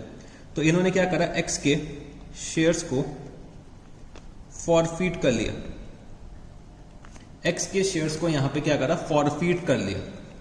अब भाई एक्स के शेयर्स को अगर हम लोग फॉरफिट कर रहे हैं तो उसकी मेरे को क्या करनी पड़ेगी, जर्नल एंट्री पास करनी पड़ेगी, उसकी अकाउंटिंग करनी पड़ेगी। तो चलो हम लोग फॉरफीचर की एंट्री करते हैं। यहां पे लिख लेना स्पेसिफिकली एंट्री फॉर फॉरफीचर। हम लोग यहां पे एक्स के शेयर्स को फॉरफिट कर रहे हैं, तो मैंने यहां पे क्या लिखा, एंट्री फॉर फॉरफीचर। तो बच्चे हम लोग यहां पे एक्स के शेयर्स को फॉरफिट कर रहे हैं। तो एक्स के कितने शेयर्स हैं, 1000 शेयर्स हैं, ठीक है जी। एक्स के 1000 शेयर्स को हम लोग फॉरफिट कर रहे हैं। तो यहां पे समझने की कोशिश करना, मैं यहां पे क्या लिखूंगा, शेयर कैपिटल अकाउंट डेबिट। भाई मैं 1000 शेयर्स को फॉरफिट कर रहा हूं, तो भाई 1000 शेयर्स पे मैं कितना पैसा मांग चुका हूं, भाई 1000 शेयर्स पे मैंने 10 रुपीज मांगे होंगे एक्स से। मैंने यहां पे 1000 शेयर्स पे 10 रुपीज मांगे एक्स से, और एक्स ने मेरे को 5 रुपीज दे रखे हैं। एक्स ने मेरे को कितने दे रखे हैं, 5 रुपीज दे रखे हैं। यहां पे अगर आप लोग देखोगे, एक्स ने मेरे को 3 रुपीज अलॉटमेंट के टाइम, एप्लीकेशन के टाइम दिए, और 2 रुपीज अलॉटमेंट के टाइम पे दिए। तो एक्स ने 1000 शेयर्स पे मेरे को 3 रुपीज एप्लीकेशन के टाइम और 2 रुपीज अलॉटमेंट के टाइम दिए हैं। तो जितना भी पैसा एक्स ने कंपनी को दे दिया है वो बच्चे हम लोग क्या करते हैं, फॉरफिट करते हैं। तो मैंने यहाँ पे क्या लिखा, 1000 इंटू 5। एक्स ने 1000 शेयर्स पे 5 रुपीज मेरे को दे दिए, तो मैंने इतना पैसा क्या करना है, फॉरफिट कर लेना है। और जितना भी पैसा मेरे को रिसीव नहीं हुआ है वो बच्चे मैं यहां पे लिख दूंगा। मतलब मेरे को शेयर फर्स्ट कॉल पे 1000 शेयर्स पे 3 रुपीज नहीं रिसीव हुआ, और मेरे को शेयर सेकेंड कॉल पे मेरे को यहां पे 1000 शेयर्स पे 2 रुपीज नहीं रिसीव हुआ। तो ये बच्चे मेरी फॉरफीचर की एंट्री बन के तैयार हो गई। तो फॉरफीचर की एंट्री में हमेशा याद रखना बच्चे, हम लोग शेयर कैपिटल अकाउंट को डेबिट करते हैं, क्योंकि भाई हम लोग इन शेयर्स को क्या करने जा रहे हैं, कैंसिल करने जा रहे हैं, जब्त करने जा रहे हैं। तो भाई उतने से मेरे को कैपिटल को भी रिवर्स करना पड़ेगा। तो 1000 शेयर्स पे मैंने 10 रुपए मांगे थे, तो 10 में से मेरे को 5 मिल गए। तो जितने पैसे मेरे को मिल जाते हैं वो बच्चे हम लोग क्या करते हैं, फॉरफिट कर लेते हैं। और जितने पैसे मेरे को नहीं मिल रहे वो मैं यहाँ पे दिखा दूंगा। शेयर फर्स्ट कॉल और शेयर सेकंड कॉल का मेरे को यहाँ पे रिसीव नहीं हुआ है। मतलब 1000 शेयर्स पे 3 रुपीज नहीं रिसीव हुए, और 1000 शेयर्स पे 2 रुपीज यहाँ पे मेरे को रिसीव नहीं हुए। तो ये बच्चे मेरी फॉरफीचर की एंट्री बन के तैयार हो गई। तो मैंने यहाँ पे क्या लिखा, 10,000 रुपीज, 5,000 रुपीज, 3,000 रुपीज और बचे 2,000 रुपीज। तो मेरा debit is equal to credit. तो मेरा डेबिट जो है वो क्रेडिट के बराबर है, और यहां पे मेरी फॉरफीचर की एंट्री बन के तैयार हो गई। तो चलो बच्चे अब थोड़ी सी थ्योरेटिकल बातें अब हम लोग यहां पे लिख लेते हैं। थोड़ी सी थ्योरेटिकल बातें हम लोग फॉरफीचर ऑफ शेयर्स की लिख लेते हैं। तो यहां पे लिखना forfeiture of shares, forfeiture of shares. तो बच्चे फॉरफीचर का जो टॉपिक है वो आपके एग्जाम के लिए बहुत ज्यादा इंपॉर्टेंट है। और अगर शेयर का क्वेश्चन आपके एग्जाम में आता है तो फॉरफीचर 100% आपसे पूछा जाएगा। शेयर्स का क्वेश्चन बिना फॉरफीचर के बनाया ही नहीं जा सकता। तो हमेशा याद रखना, शेयर का क्वेश्चन आएगा तो फॉरफीचर जरूर से पूछा जाएगा। तो चलो पहले थोड़ा सा थ्योरेटिकल हम लोग लिख लेते हैं, प्रैक्टिकल बात तो हम लोगों ने समझ लिया। तो यहां पे मेरे साथ लिखना, if any shareholder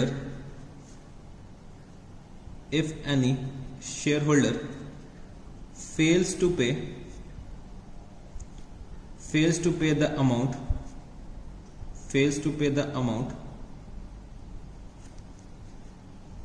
due on allotment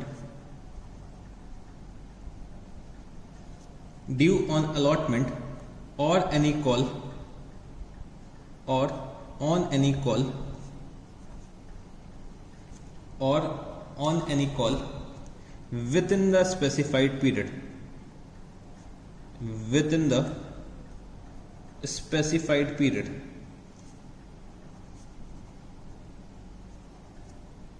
The directors में cancel his shares, may cancel his shares.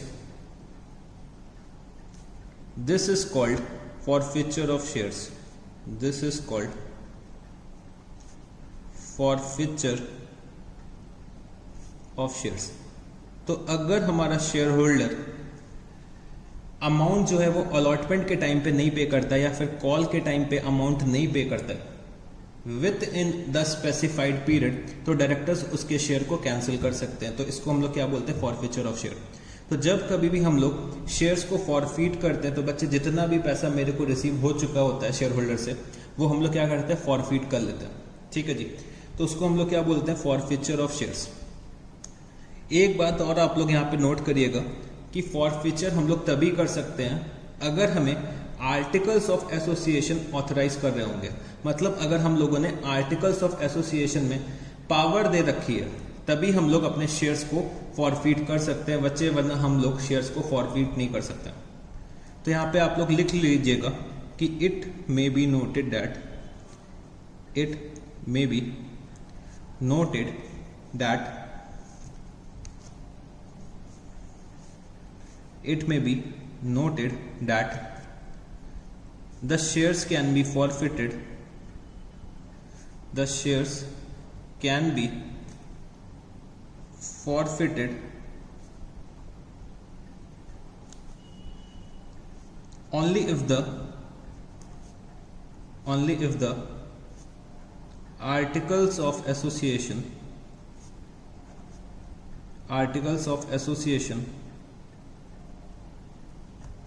of the company allow them to be forfeited, allow them to be forfeited. तो बच्चे अगर मेरे को शेयर्स को फॉरफीट करना है तो मेरे को अपने आर्टिकल्स ऑफ एसोसिएशन में मेंशन करना पड़ेगा कि अगर मेरे को शेयर्स पे पैसे रिसीव नहीं होते, मतलब अलॉटमेंट के टाइम जो भी अमाउंट है वो मेरे को रिसीव नहीं होता, या फिर कॉल के टाइम जो भी अमाउंट है मेरे को रिसीव नहीं होता है, तो भाई हम लोग शेयर्स को फॉरफीट कर सकें अगर मेरे को शेयर होल्डर पैसा नहीं दे रहे. तो ऐसा मेरे को आर्टिकल्स ऑफ एसोसिएशन में लिखना पड़ेगा. जब तक मैं आर्टिकल्स ऑफ एसोसिएशन में ऐसा कुछ रूल क्रिएट नहीं करता हूं तब तक बच्चे मैं यहाँ पे शेयर्स को फॉरफीट नहीं कर सकता. बट बच्चे कुछ कंपनीज ऐसी होती हैं जो आर्टिकल्स ऑफ एसोसिएशन नहीं बनाती हैं. कुछ कंपनीज ऐसी होती हैं, जैसे कि मैंने आपको बताया था कि पब्लिक कंपनीज जो होती हैं, वो कुछ कंपनीज ऐसी होती हैं पब्लिक कंपनीज में जो आर्टिकल्स ऑफ एसोसिएशन नहीं बनाती हैं. तो उस केस में बच्चे हम लोगों को यहाँ पे टेबल एफ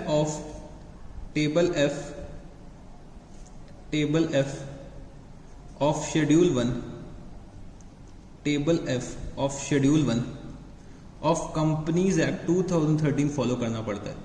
अगर कंपनीज आर्टिकल ऑफ एसोसिएशन नहीं बनाती, जिन कंपनीज ने आर्टिकल्स ऑफ एसोसिएशन बना रखा है तो उसमें ऑलरेडी दे रखा होगा कि भाई शेयर्स को हम लोग फॉरफीट कर सकते हैं कि नहीं कर सकते हैं. बट अगर कंपनी आर्टिकल्स ऑफ एसोसिएशन नहीं बना रही, भाई पब्लिक कंपनी के लिए कोई मैंडेटरी थोड़ी ना है कि हम लोग आर्टिकल्स ऑफ एसोसिएशन बनाएं, बट रियल लाइफ में बच्चे हर कंपनी आर्टिकल ऑफ एसोसिएशन जरूर से बनाती है. ठीक है जी. तो आर्टिकल्स ऑफ एसोसिएशन अगर कंपनी ने नहीं बनाया तो भाई हमें table F of schedule 1 of companies act 2013 follow करना है. तो table F of schedule 1 of companies act 2013 में दे रखा हुआ है कि अगर शेयर होल्डर पैसा नहीं देता है तो हम लोगों को उसको एटलीस्ट 14 डेज की फिर से नोटिस देनी है कि भाई अगर आपने अनपेड अमाउंट पे नहीं किया within 14 days along with interest, अगर आपने unpaid amount within 14 days along with interest नहीं पे किया तो हम लोग आपके शेयर्स को क्या करेंगे? फॉरफीट कर लेंगे. और बच्चे 14 डेज के अंदर अगर शेयर होल्डर्स पेमेंट नहीं करते हैं तो डायरेक्टर्स यहाँ पे क्या कर सकते हैं, एक रेजोल्यूशन पास करके शेयर्स को फॉरफिट कर सकते हैं। तो सर ये रेजोल्यूशन क्या होता है? भाई कंपनी को जितने भी डिसीजंस लेने होते हैं वो बच्चे थ्रू रेजोल्यूशन लेती है। कंपनी में जब डायरेक्टर्स होते हैं, आप समझने की कोशिश करना, कंपनी में अगर 4 डायरेक्टर्स हैं, भाई एक बोल रहा है कि भाई मेरे को एक कॉन्ट्रैक्ट एंटर करना चाहिए, एक बोल रहा है नहीं करना चाहिए, एक बोल रहा है करना चाहिए और एक बोल रहा है कि नहीं करना चाहिए। अब भाई 2 लोग बोल रहे हैं कि हाँ करना चाहिए, 2 लोग बोल रहे हैं नहीं करना चाहिए। तो यहाँ पे बच्चे क्या देखा जाता है, मेजोरिटी देखी जाती है। अब मेजोरिटी में देखोगे तो यहाँ पे 2 डायरेक्टर्स हाँ बोल रहे हैं, 2 डायरेक्टर्स ना बोल रहे हैं। तो यहाँ पे आप लोग क्या करो, 5 डायरेक्टर्स कर दो। तो 3 डायरेक्टर्स हाँ बोल रहे हैं और 2 डायरेक्टर्स ना बोल रहे हैं। तो 3 डायरेक्टर्स अगर हाँ बोल रहे हैं तो भाई हम लोग कॉन्ट्रैक्ट को एंटर करेंगे। तो यहाँ पे क्या देखा जाता है, मेजोरिटी देखी जाती है। तो सिमिलरली हम लोग क्या करते हैं, एक तरीके का रेजोल्यूशन पास करते हैं जिसमें हम लोग डायरेक्टर्स की अप्रूवल लेते हैं कि भाई डायरेक्टर्स अप्रूव कर रहे हैं कि भाई शेयर्स को फॉरफिट कर दो। तो अगर कंपनी आर्टिकल्स ऑफ एसोसिएशन नहीं बना रही तो हमें table F of schedule 1 of the companies act 2013 refer करना पड़ेगा। तो table F of schedule 1 of the companies act 2013 shall apply if the companies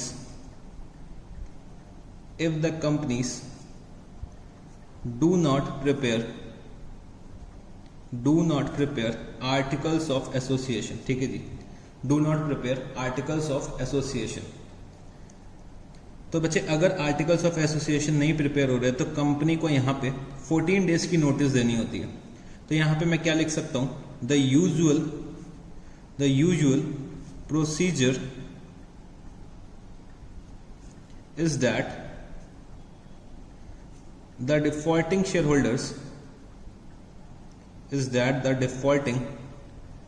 share holders must be given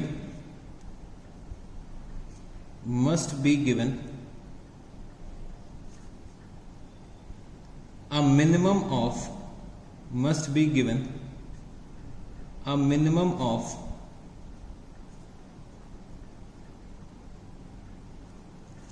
14 days notice requiring him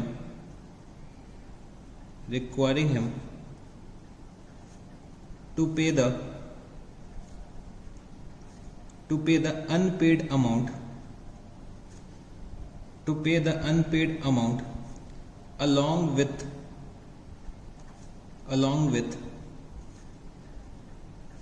the interest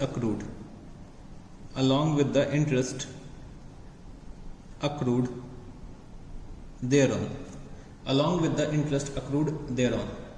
The notice must state the notice must state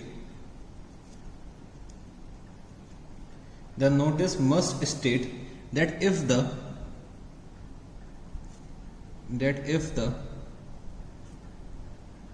unpaid amount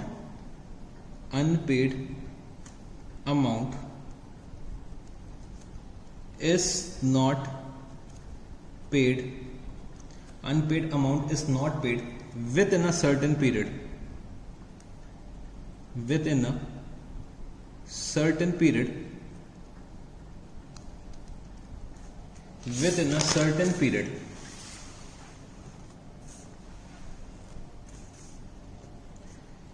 his shares shall be forfeited।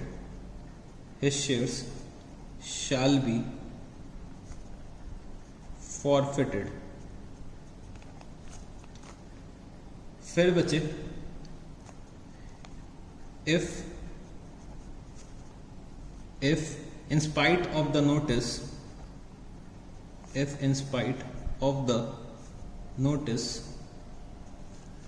if the shareholder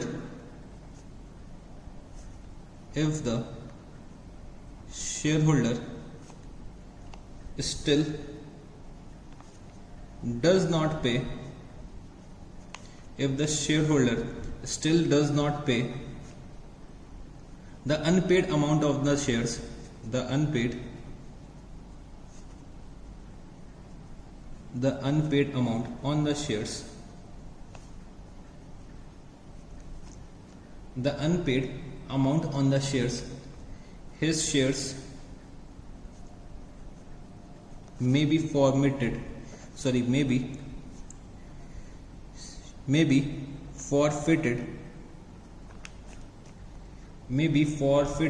by a resolution of the board of directors, may be forfeited by a resolution of the board of directors। ठीक है जी। तो अगर मेरा कोई defaulting share holder पैसा नहीं पे कर रहा है, जो भी ड्यू है eight the time of allotment या फिर eight the time of call, तो कंपनी यहाँ पे 14 डेज का नोटिस दे सकती है कि अगर 14 डेज के अंदर आप अनपेड अमाउंट को अलॉन्ग विद इंटरेस्ट पे नहीं कर रहे, तो कंपनी के पास ये राइट है कि भाई वो आपके शेयर्स को फॉरफिट कर सकती है। तो अगर 14 डेज के अंदर मेरे को पैसा रिसीव नहीं होता है तो डायरेक्टर से एक रेजोल्यूशन पास कर सकते हैं और शेयर होल्डर्स के शेयर्स फॉरफिट कर सकते हैं। तो ये तो बच्चे हो गए थ्योरेटिकल बात, और प्रैक्टिकल की भी मैंने आपको एंट्री करना सिखा दिया। तो चलो थोड़े से और क्वेश्चंस प्रैक्टिस करते हैं फॉरफीचर के, क्योंकि फॉरफीचर के क्वेश्चंस जो होते हैं वो बच्चे बहुत ज़्यादा इंपॉर्टेंट होते हैं। तो चलो हम लोग एक और सिचुएशन क्रिएट करते हैं। तो हम लोग एक और सिचुएशन क्रिएट करते हैं। तो यहाँ पे लिखना एग्जाम्पल मेरे साथ। यहाँ पे बच्चे ABC लिमिटेड है। ABC लिमिटेड यहाँ पे 2,50,000 शेयर्स का ऑफर लेकर आ रही है। 2,50,000 शेयर्स का ऑफर लेकर आ रही है, और यहाँ पे ABC लिमिटेड जो है वो बच्चे शेयर्स जो इशू कर रही है वो 10 रुपीज पे इशू कर रही है, और शेयर्स की फेस वैल्यू भी क्या है, ₹10 है। मतलब ₹10 फेस वैल्यू है, और इशू प्राइस भी मेरा क्या है, ₹10। तो कंपनी यहाँ पे 3 rupees eight the time of application मांग रही है, 4 rupees eight the time of allotment मांग रही है, और बच्चे remaining 3 rupees eight the time of call मांग रही है। ठीक है जी। तो यहाँ पे मेरे एक शेयर होल्डर है मिस्टर एक्स, जिनके पास कंपनी के 500 शेयर्स हैं, जिनके पास कंपनी के 500 शेयर्स हैं। बच्चे ये एप्लीकेशन का पैसा दे रहे हैं। ये मैं 3 rupees eight the time of application मांग रहा हूँ, 4 rupees eight the time of allotment मांग रहा हूँ, और बच्चे 3 rupees eight the time of call मांग रहा हूँ। तो मिस्टर एक्स ने क्या करा, एप्लीकेशन का पैसा दे दिया बट अलॉटमेंट और कॉल का पैसा नहीं दिया। ठीक है जी। मिस्टर वाई जो है जिनके पास 1000 शेयर्स थे कंपनी के, इन्होंने क्या करा, एप्लीकेशन का पैसा भी दे दिया, अलॉटमेंट का भी पैसा दे दिया, बट कॉल का पैसा नहीं दिया। तो कंपनी ने यहाँ पे मिस्टर एक्स और मिस्टर वाई को नोटिस भेजी कि अगर आप लोग पैसा with in the specified period नहीं डिपॉजिट करते तो हम लोग आपके शेयर्स को फॉरफिट कर लेंगे। तो भाई in spite of the notice in लोगों ने पैसे जमा नहीं करे, तो कंपनी ने यहाँ पे क्या करा, शेयर्स को फॉरफिट कर लिया। कंपनी ने यहाँ पे फॉरफिट कर लिया 500 shares of X and 1000 shares of Y. ठीक है जी। 1000 शेयर्स ऑफ वाई फॉरफिट कर लिए, 500 शेयर्स ऑफ एक्स फॉरफिट कर लिया। तो मेरे को यहाँ पे क्या करना है, जर्नलाइज करना है। तो चलो अब हम लोग जर्नल एंट्री पास करते हैं इस सिचुएशन की। तो सबसे पहले यहाँ पे कंपनी एक इशू लेकर आ रही है। कंपनी यहाँ पे इशू लेकर आ रही है, ऑफर लेकर आ रही है 2,50,000 शेयर्स के। तो 10 रुपीज फेस वैल्यू है, 10 रुपीज मेरा क्या है, इशू प्राइस है। तो यहाँ पे कंपनी एप्लीकेशन के टाइम पे 3 रुपीज मांग रही है अपने शेयर पे। तो मैंने यहाँ पे क्या लिखा, bank account debit to share application account. तो मेरे को यहाँ पे 2,50,000 शेयर्स पे 3 रुपीज चाहिए होंगे। मेरे को यहाँ पे 2,50,000 शेयर्स पे 3 रुपीज चाहिए होंगे। तो मैंने यहाँ पे क्या लिखा, 7,50,000 रुपीज, 7,50,000 रुपीज। ठीक है जी। तो मेरे को यहाँ पे एप्लीकेशन के टाइम पे 2,50,000 शेयर्स पे 3 रुपीज मिल गए। तो भाई मैंने एप्लीकेशन को एक्सेप्ट कर लिया। तो मैंने यहाँ पे क्या लिखा होगा, शेयर एप्लीकेशन अकाउंट डेबिट। तो अगर मैं एप्लीकेशन को एक्सेप्ट करता हूं तो मेरे को एप्लीकेशन का अमाउंट शेयर कैपिटल अकाउंट में ट्रांसफर करना होता है। तो मैंने यहाँ पे क्या लिखा, टू शेयर कैपिटल अकाउंट, तो मैंने यहाँ पे 7,50,000 रुपीज शेयर कैपिटल अकाउंट में ट्रांसफर कर दिए, ठीक है जी। तो 2,50,000 शेयर्स पे 3 रुपीज। फिर बच्चे मैंने यहाँ पे शेयर होल्डर से अलॉटमेंट का पैसा मांगा होगा, तो चलो हम लोग अलॉटमेंट की भी एंट्री पास कर देते हैं। तो मैंने यहाँ पे क्या लिखा कि भाई हम लोग अलॉटमेंट का पैसा मांग रहे हैं शेयर होल्डर से, तो मैंने यहाँ पे लिखा share allotment account debit, share allotment account debit to, share allotment account debit to share capital account. तो कंपनी यहां पे अलॉटमेंट के टाइम 2,50,000 शेयर्स पे 4 रुपीज मांग रही है। 2,50,000 शेयर्स पे 4 रुपीज कंपनी मांग रही है eight the time of allotment. तो कंपनी को यहां पे 10 लाख रुपीज की जरूरत होगी। बट बच्चे जो मेरे मिस्टर एक्स थे शेयर होल्डर कंपनी के, वो एक बदमाश शेयर होल्डर थे, कंपनी ने उनको शेयर्स अलॉट कर दिए।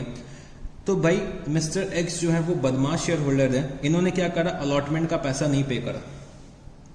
तो अगर ये 500 शेयर्स पे पैसा नहीं पे कर रहे हैं तो इसका मतलब क्या हो गया कि मेरे को यहाँ पे 2,49,500 शेयर्स पे अलॉटमेंट का पैसा रिसीव हो गया होगा। अगर 500 शेयर्स पे पैसा अलॉटमेंट का रिसीव नहीं हो रहा है तो इसका मतलब क्या हो गया कि भाई मेरे को 2,49,500 शेयर्स पे अलॉटमेंट का पैसा रिसीव हो गया होगा।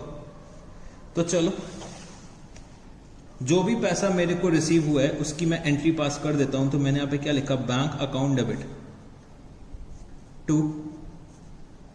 टू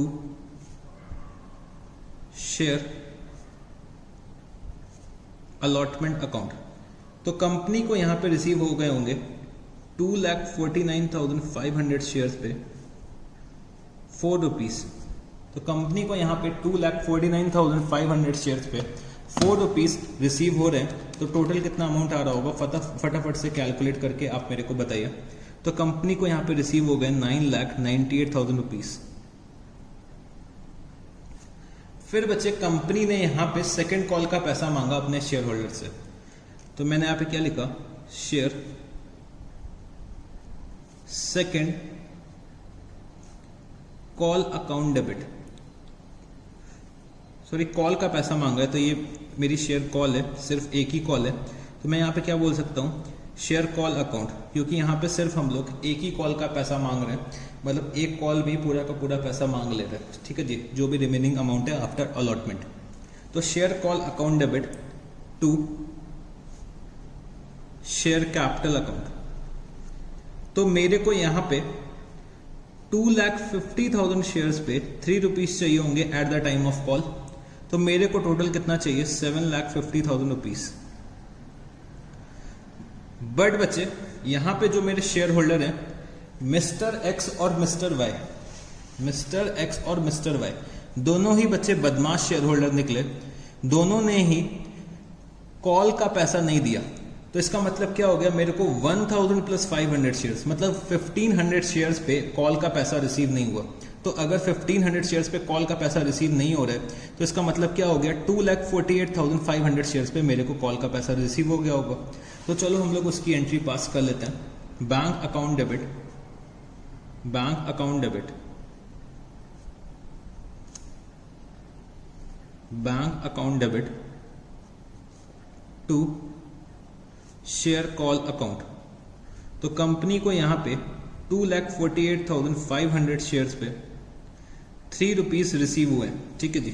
कंपनी को यहां पे 2,48,500 शेयर्स पे 3 रुपीज रिसीव हो रहे हैं। तो बच्चे फटाफट से कैलकुलेट करके आप लोग बताइएगा कि कितना अमाउंट कंपनी को रिसीव हुआ होगा। तो कंपनी को यहां पे रिसीव हो रहा है बच्चे 7,45,500 रुपीज।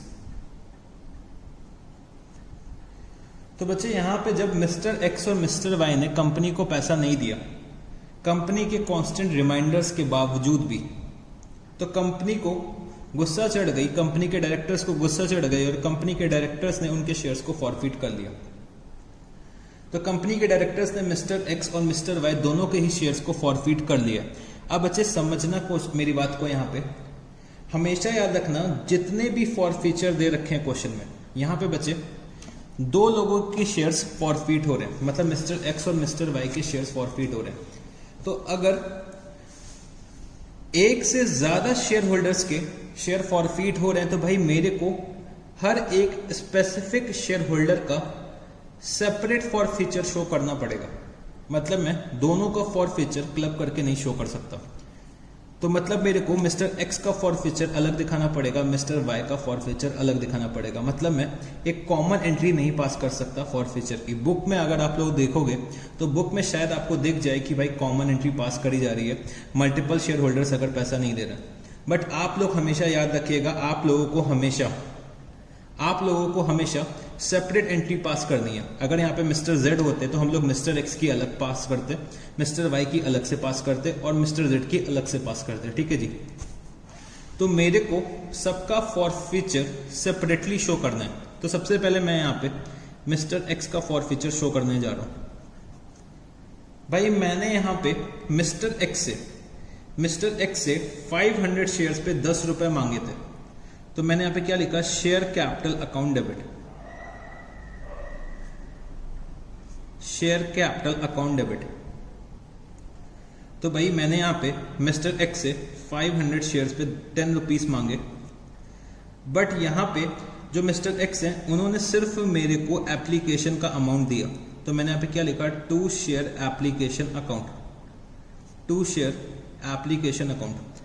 तो मिस्टर एक्स ने मेरे को यहां पे 500 शेयर्स पे 3 रुपीस दे रखे। मतलब जितना भी अमाउंट मिस्टर एक्स ने दे रखा होगा वो मैं क्या करूंगा, फॉरफीट करूंगा। बच्चे मैंने यहाँ पे गलत एंट्री पास कर दिया।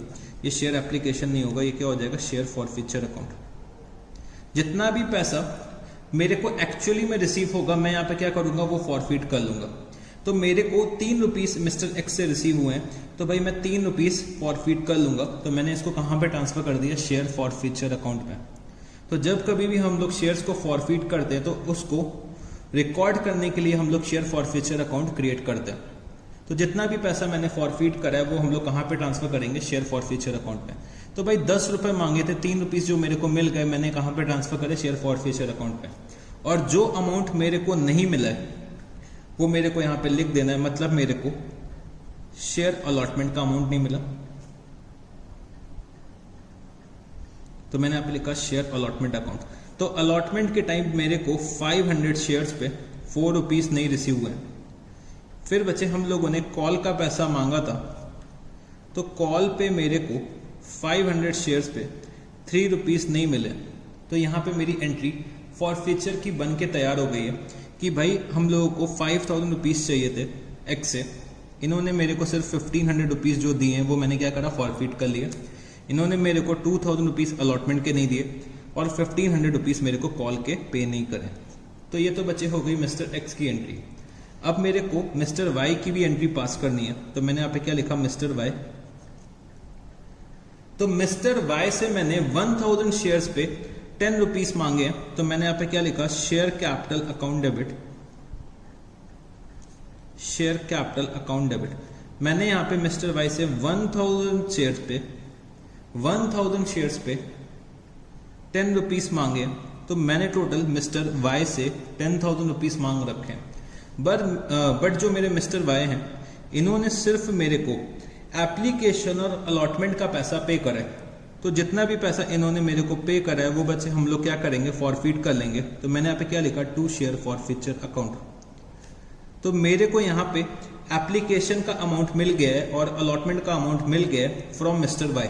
तो मेरे को टोटल कितना रिसीव हुआ है, 1000 शेयर्स पे 7 रुपीस। तो 7000 रुपीस हम लोग फॉरफीट कर लेंगे। और बचे जो अमाउंट मेरे को नहीं रिसीव हुआ है वो मैं यहाँ पे लिख दूंगा। मतलब मेरे को शेयर कॉल का पैसा नहीं मिला है तो मेरे को यहाँ पे 1000 शेयर्स पे 3 रुपीस नहीं मिले, मतलब 3000 रुपीस नहीं मिले। तो बच्चे हम लोगों ने यहाँ पे मिस्टर वाई का भी फॉरफीचर रिकॉर्ड कर लिया। तो बच्चे हम लोगों ने ये वाला एग्जाम्पल भी सॉल्व कर लिया है। तो चलो अब हम लोग चलते हैं अपने नेक्स्ट एग्जाम्पल पे। तो फॉरफीचर के बच्चे हम लोग बहुत सारे एग्जाम्पल्स करेंगे क्योंकि फॉरफीचर जो है वो आपके लिए बहुत ज़्यादा इंपॉर्टेंट है। तो चलो अब हम लोग चलते हैं अपने नेक्स्ट एग्जाम्पल पे। बच्चे नेक्स्ट एग्जाम्पल पे जाने से पहले आप लोग फॉरफीचर की एक बार यहाँ पे एंट्री नोट कर लीजिएगा, ठीक है जी। तो यहाँ पे मैंने लिखा एंट्री फॉर फॉरफीचर मैं आपको एक स्टैंडर्ड एंट्री बता दे रहा हूँ जो हमेशा आपको पास करनी पड़ेगी, ठीक है जी। तो आपको क्या करना पड़ेगा भाई, शेयर कैपिटल के अकाउंट को डेबिट करना पड़ेगा। शेयर कैपिटल के अकाउंट को इसलिए डेबिट करते हैं क्योंकि हम लोग शेयर्स को कैंसिल कर रहे हैं। तो मैंने यहां पे क्या लिखा, share capital account debit, share capital account debit. तो बच्चे शेयर कैपिटल अकाउंट को हम लोग डेबिट किस अमाउंट से करेंगे, अब ये मेरे साथ यहां पे आप लोग लिखिएगा कि भाई number of shares forfeited, number of shares forfeited, तो जितने भी शेयर्स हम लोग फॉरफिट कर रहे हैं इनटू कॉल्ड अप वैल्यू पर शेयर। और बच्चे हम लोगों ने पर शेयर पे कितना कॉल अप कर रखा है, हम लोगों ने बच्चे पढ़ा था कॉल्ड अप कैपिटल के बारे में। बच्चे कॉल्ड अप कैपिटल जो मेरा होता है वो सब्सक्राइब कैपिटल का पार्ट होता था जो हम लोग एक्चुअली में पब्लिक से कॉल कर रहे हैं। अगर बच्चे मैंने यहाँ पे 3 रुपए एप्लीकेशन का मांगा है तो मेरा कॉल्ड अप कैपिटल कितना हो जाएगा, 3 रुपीज। अगर मैंने अलॉटमेंट का 4 रुपीज भी मांग लिया है तो मतलब 3 + 4 मेरा कॉल्ड अप वैल्यू कितना हो जाएगा, 7 रुपीज। और अगर मैंने कॉल का भी पैसा मांग लिया तो मैंने मेरा यहाँ पे कॉल्ड अप वैल्यू कितना हो जाएगा, ₹10। तो जितना भी पैसा हम लोग पब्लिक से मांगते हैं उसको हम लोग क्या बोलते हैं, कॉल्ड अप वैल्यू। तो मेरे को यहाँ पे नंबर ऑफ शेयर्स जो हम लोग फॉरफिट करने जा रहे हैं उसको मल्टीप्लाई किससे करना है, कॉल्ड अप वैल्यू पर शेयर से मल्टीप्लाई करना होगा, ठीक है जी। फिर बच्चे मैं यहाँ पे क्रिएट किसको कर दूंगा, share forfeiture account, share forfeiture account को मैं यहाँ पे क्रिएट कर दूंगा। तो शेयर फॉरफिचर अकाउंट मैं यहाँ पे क्रिएट करूंगा और मैं यहाँ पे क्या लिख दूंगा, शेयर फॉरफिचर अकाउंट के आगे अमाउंट एक्चुअली रिसीव्ड। तो जो भी अमाउंट मेरे को रिसीव हुआ है वो हम लोग शेयर फॉरफिचर अकाउंट में ट्रांसफर कर देंगे। तो amount actually received on application, allotment और कॉल, ठीक है जी। फिर मैं यहाँ पे लिख दूंगा कि भाई जो अमाउंट मेरे को नहीं मिला है उसके अकाउंट को मेरे को यहाँ पे क्रिएट करना है। अगर मेरे को अलॉटमेंट का पैसा नहीं मिला है तो मेरे को यहाँ पे शेयर अलॉटमेंट अकाउंट क्रिएट करना है। अगर मेरे को यहाँ पे कॉल्स का पैसा नहीं मिला है तो मेरे को शेयर कॉल अकाउंट क्रिएट करना है। तो मैंने यहाँ पे लिख दिया to share allotment account, to share call account. तो मैंने यहाँ पे लिख दिया if not received, if any not received, ठीक है जी। तो ये मेरी एक स्टैंडर्ड फॉरफिचर की एंट्री बन गई है। तो ये भी मैंने आपको नोट करा दिया, ठीक है जी। तो चलो हम लोग चलते हैं अपने नेक्स्ट एग्जाम्पल पे। तो बच्चे अब हम लोग जो एग्जाम्पल करने जा रहे हैं वो समझने की कोशिश करना, मेरे साथ यहाँ पे एग्जाम्पल लिखना। तो हर एग्जाम्पल में हम लोग कुछ थोड़ी सी नई सिचुएशन लेकर आएंगे और उस सिचुएशन को समझने की कोशिश करेंगे, ठीक है जी। तो चलो इस बार मैं एक नई सिचुएशन क्रिएट करने जा रहा हूँ। तो बच्चे मैं सारे एग्जाम्पल अपने पास से क्रिएट करके आपको करा रहा हूँ और जब आप लोग क्वेश्चन बैंक सॉल्व करोगे तो आप लोग देखोगे कि भाई मैंने जितने भी क्वेश्चंस मतलब जितने भी एग्जाम्पल्स आपको करा रखे तो वैसे ही क्वेश्चंस आपको क्वेश्चन बैंक में करने को मिलेंगे। तो चलो अब मेरे साथ यहाँ पे आप लोग एग्जाम्पल एक और नोट करिएगा कि यहाँ पे मेरी कंपनी है XYZ लिमिटेड, XYZ लिमिटेड। तो मेरी कंपनी का क्या नाम है, XYZ लिमिटेड। तो XYZ लिमिटेड जो है यहाँ पे हमारी, तो ये बच्चे 50,000 शेयर्स का ऑफर लेकर आ रही है। XYZ लिमिटेड 50,000 शेयर्स का ऑफर लेकर आ रही है जिसका ऑफर प्राइस क्या है, मतलब इशू प्राइस क्या है, issue price is ₹10। Issue price कितना है हमारा, ₹10 और फेस वैल्यू भी हमारी कितनी है, ₹10। तो मतलब हम लोग शेयर्स को एट पार इशू कर रहे हैं। तो जो इशू प्राइस है ₹10 का, हम लोगों ने यहां पे एप्लीकेशन के टाइम ₹3 मांगा है, अलॉटमेंट के टाइम ₹3 मांगा है, फर्स्ट कॉल में ₹2 मांगा है और बच्चे सेकंड कॉल में मैंने यहाँ पे रिमेनिंग ₹2 मांग लिए, ठीक है जी।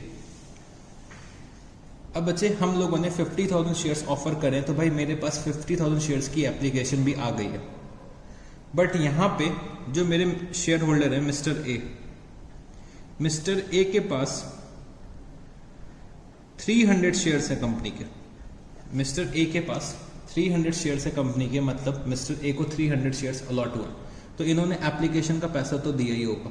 बच्चे जब तक एप्लीकेशन का पैसा नहीं देंगे तब तक हमें अलॉटमेंट थोड़ी ना होगा। तो एप्लीकेशन का पैसा तो हमेशा मेरे को रिसीव होएगा ही, तभी तो मैं अलॉटमेंट करूंगा। तो एप्लीकेशन का पैसा मेरे को मिस्टर ए ने दे दिया, बट इन्होंने क्या करा, अलॉटमेंट का पैसा नहीं दिया।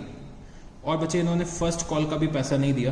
तो कंपनी ने यहीं पे बच्चे यहाँ पे क्या करा, इनके शेयर्स को फॉरफीट कर दिया। कंपनी ने सेकेंड कॉल से पहले ही मिस्टर ए के शेयर्स को फॉरफीट कर दिया कि भाई इन्होंने अलॉटमेंट का भी पैसा नहीं दिया, फर्स्ट कॉल का भी पैसा नहीं दिया।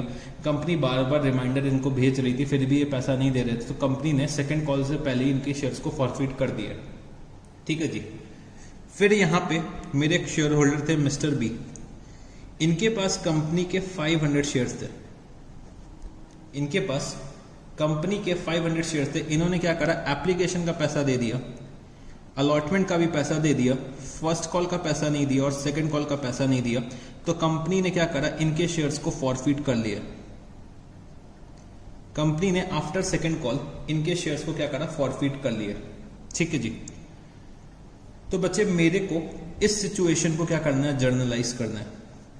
तो मैंने यहां पे क्या लिखा, जर्नलाइज। तो चलो फटाफट से हम लोग जर्नल एंट्रीज पास करते हैं। तो मैंने यहां पे क्या लिखा, जर्नल। तो बच्चे मेरे को यहां पे 50,000 शेयर्स पे एप्लीकेशन का अमाउंट रिसीव हो रहा होगा, मतलब 50,000 शेयर्स पे मेरे को 3 रुपीज रिसीव हो रहे हैं। तो मैंने यहां पे क्या एंट्री पास करी होगी, bank account debit to share application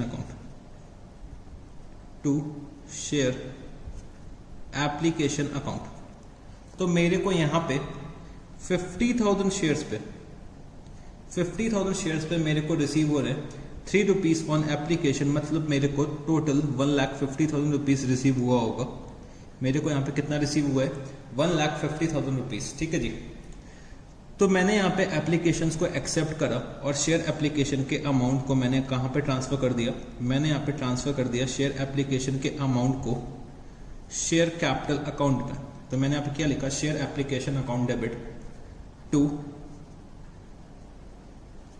share capital account. तो मैं यहाँ पे 1,50,000 रुपीज शेयर कैपिटल अकाउंट में ट्रांसफर कर दूंगा। तो मैंने यहाँ पे क्या लिखा कि भाई हम लोग 50,000 शेयर्स पे 3 रुपीज ट्रांसफर कर रहे हैं। कहाँ पे ट्रांसफर कर रहे हैं, शेयर कैपिटल अकाउंट पे ट्रांसफर कर रहे हैं। फिर बच्चे हम लोगों ने लेटर ऑफ अलॉटमेंट इशू करा होगा और हम लोगों ने अलॉटमेंट पे पैसा मांगा होगा पब्लिक से। तो मैंने यहाँ पे क्या लिखा, share allotment account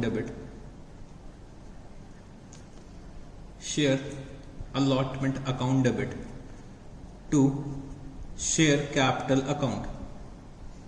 share allotment account debit to share capital account, मतलब मैं यहाँ पे 50,000 शेयर्स पे 3 रुपीज पर शेयर मांग रहा हूँ eight the time of allotment.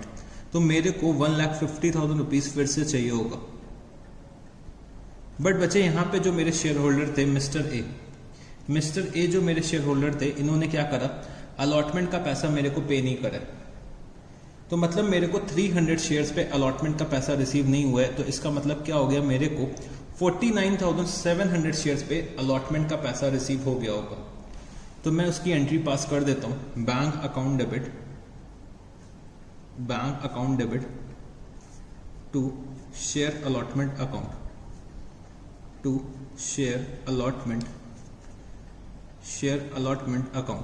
तो मेरे को यहाँ पे 49,700 शेयर्स पे 3 रुपीज रिसीव हो गए होंगे। तो मतलब मेरे को यहाँ पे 1,49,100 रुपीज रिसीव हो गए होंगे शेयर होल्डर से ऑन 49,700 शेयर्स। तो कभी आप लोग डिफरेंस चेक करना जो शेयर अलॉटमेंट के अकाउंट पे आ रहा है। तो बच्चे यहाँ पे देखोगे शेयर अलॉटमेंट अकाउंट जो हम लोग डेबिट कर रहे हैं 1,50,000 रुपीज से कर रहे हैं और क्रेडिट कर रहे हैं 1,49,100 से, मतलब हम लोग 900 रुपीज से कम क्रेडिट कर रहे हैं। 900 रुपीज किसका हो गया, मिस्टर ए का हो गया, जो मेरे को रिसीव नहीं हुआ है। मतलब 300 शेयर्स पे 3 रुपीस। ठीक है जी। फिर बच्चे मैंने यहाँ पे अपने शेयर होल्डर से फर्स्ट कॉल का पैसा मांगा, तो मैंने उसकी एंट्री करी share first call account debit, share first call account debit to share capital account.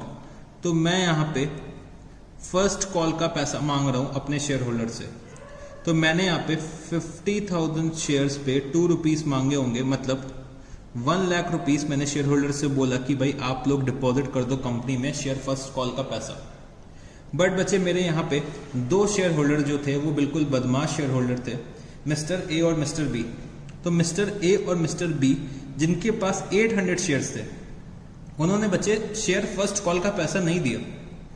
Mister A ने 300 शेयर्स पे नहीं दिया, मिस्टर बी ने 500 शेयर्स पे नहीं दिया, मतलब मेरे को टोटल 800 शेयर्स पे फर्स्ट कॉल का पैसा नहीं मिला।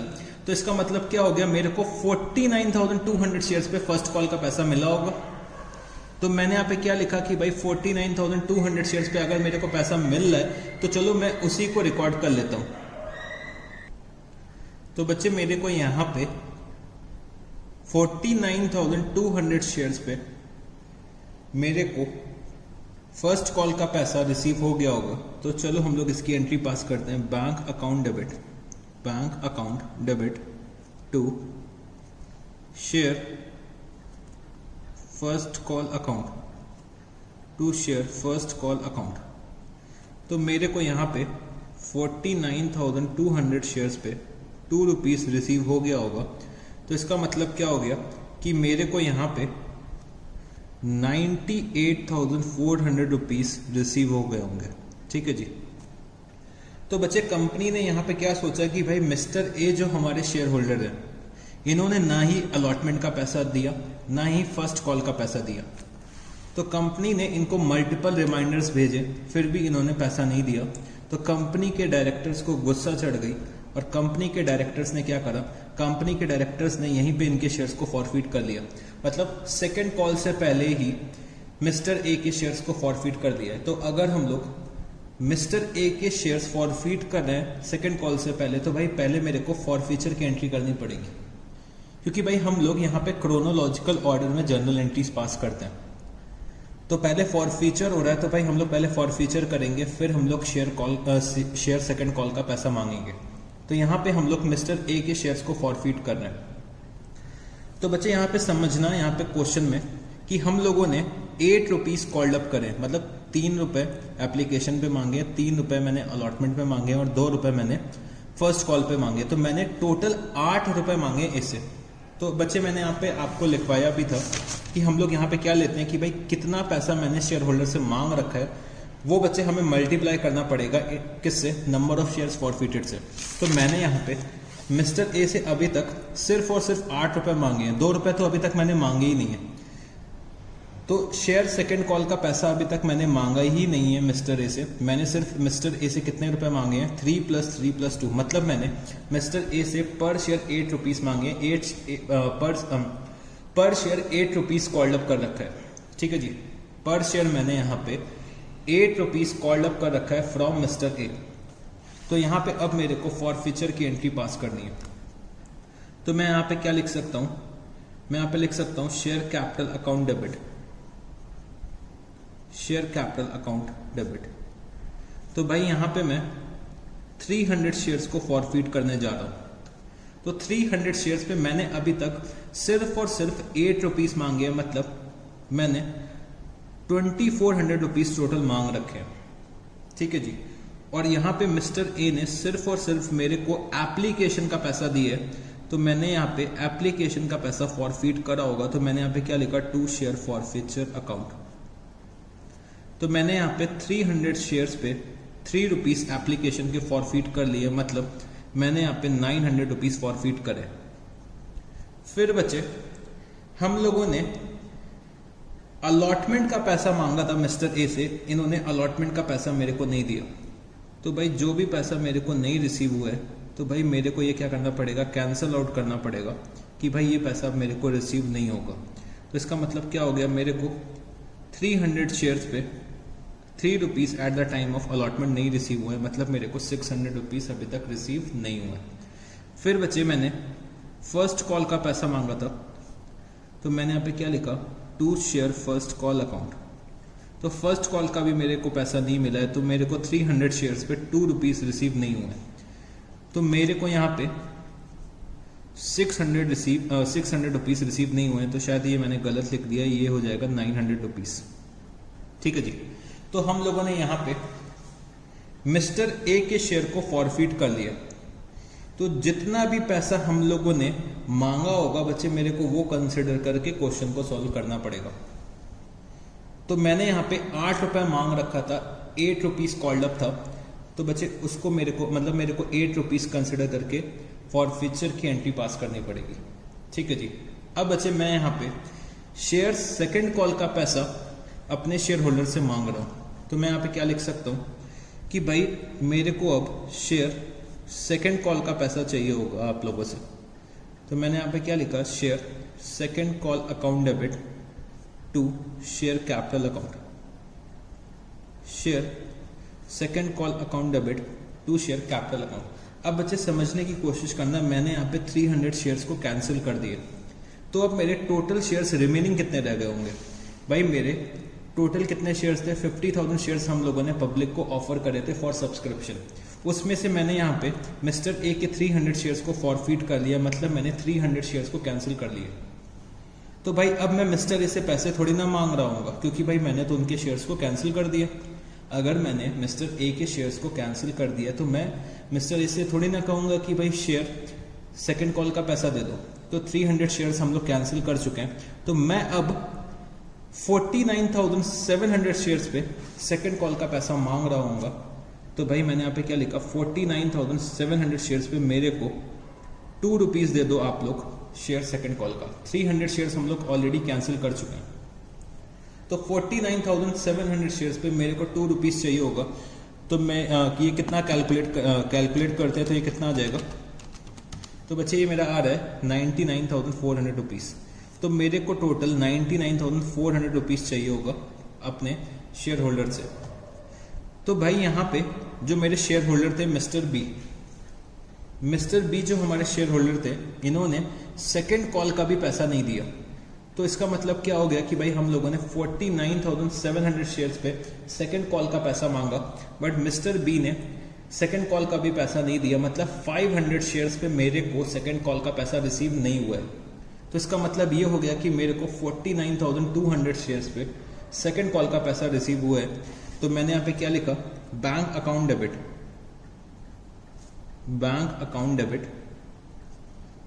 To share second call account debit, second call account credit, bank account debit to share second call account. ठीक है जी। तो मेरे को यहाँ पे 49,200 शेयर्स पे मेरे को 2 रुपीज़ रिसीव हो गए। तो इसका मतलब क्या हुआ, मेरे को यहाँ पे 98,400 रुपीज़ रिसीव हुए। मेरे को यहाँ पे टोटल कितने रिसीव हुए हैं, 98,400 रुपीज़। तो बच्चे यहाँ पे कंपनी ने मिस्टर बी के शेयर्स को भी फॉरफिट कर लिया after second call. After second call company ने मिस्टर बी को भी बार बार नोटिस भेजी कि भाई आप जो है वो अपना पैसा डिपॉजिट कर दो फर्स्ट कॉल और सेकंड कॉल का अलॉन्ग विद इंटरेस्ट, वरना हम लोग आपके शेयर्स को फॉरफिट कर लेंगे। बट बच्चे बी ने फिर भी पैसे जमा नहीं करे, तो कंपनी के डायरेक्टर्स ने उनके शेयर्स को फॉरफिट कर दिया। बच्चे शेयर्स को तभी हम लोग फॉरफिट कर सकते हैं अगर आर्टिकल्स ऑफ एसोसिएशन में दे रखा है। ठीक है जी। तो अब हम लोग मिस्टर बी के शेयर्स को फॉरफिट करने जा रहे हैं, तो मिस्टर बी की एंट्री पास करने जा रहे हैं फॉरफिचर की। ठीक है जी। तो मैं यहाँ पे डेबिट करूंगा शेयर कैपिटल अकाउंट को, शेयर कैपिटल अकाउंट को मैं यहाँ पे डेबिट करूंगा। तो भाई हम लोगों ने 500 शेयर्स फॉरफिट करें, और मैंने बी से कितने पैसे मांग रखे हैं, भाई मैंने बी से 10 रुपीज़ मांगे। भाई मैंने बी से 3 रुपये एप्लीकेशन का मांगा, 3 रुपये अलॉटमेंट का मांगा, 2 रुपये फर्स्ट कॉल का मांगा, 2 रुपये सेकंड कॉल का मांगा। तो बी से हम लोगों ने एक्चुअली में कितना कॉल्ड अप कर रखा है, तो हम लोगों ने 10 रुपीज़ बी से कॉल्ड अप कर रखे हैं। तो भाई 5,000 का शेयर कैपिटल हम लोग कैंसिल करने जा रहे हैं, मतलब हम लोग 500 शेयर्स को कैंसिल करने जा रहे हैं जिनकी कॉल्ड अप वैल्यू कितनी है ₹10। फिर बचे जितना भी अमाउंट मेरे को बी से रिसीव हो गया होगा वो हम लोग क्या करेंगे, फॉरफिट कर लेंगे। तो मैंने यहाँ पे क्या लिखा, 2 शेयर फॉरफिचर अकाउंट। तो मेरे को यहाँ पे 500 शेयर्स पे ₹3 एप्लीकेशन के टाइम पे मिले और ₹3 अलॉटमेंट के टाइम पे मिले। तो टोटल मेरे को कितना मिल गया, ₹6 मिला है।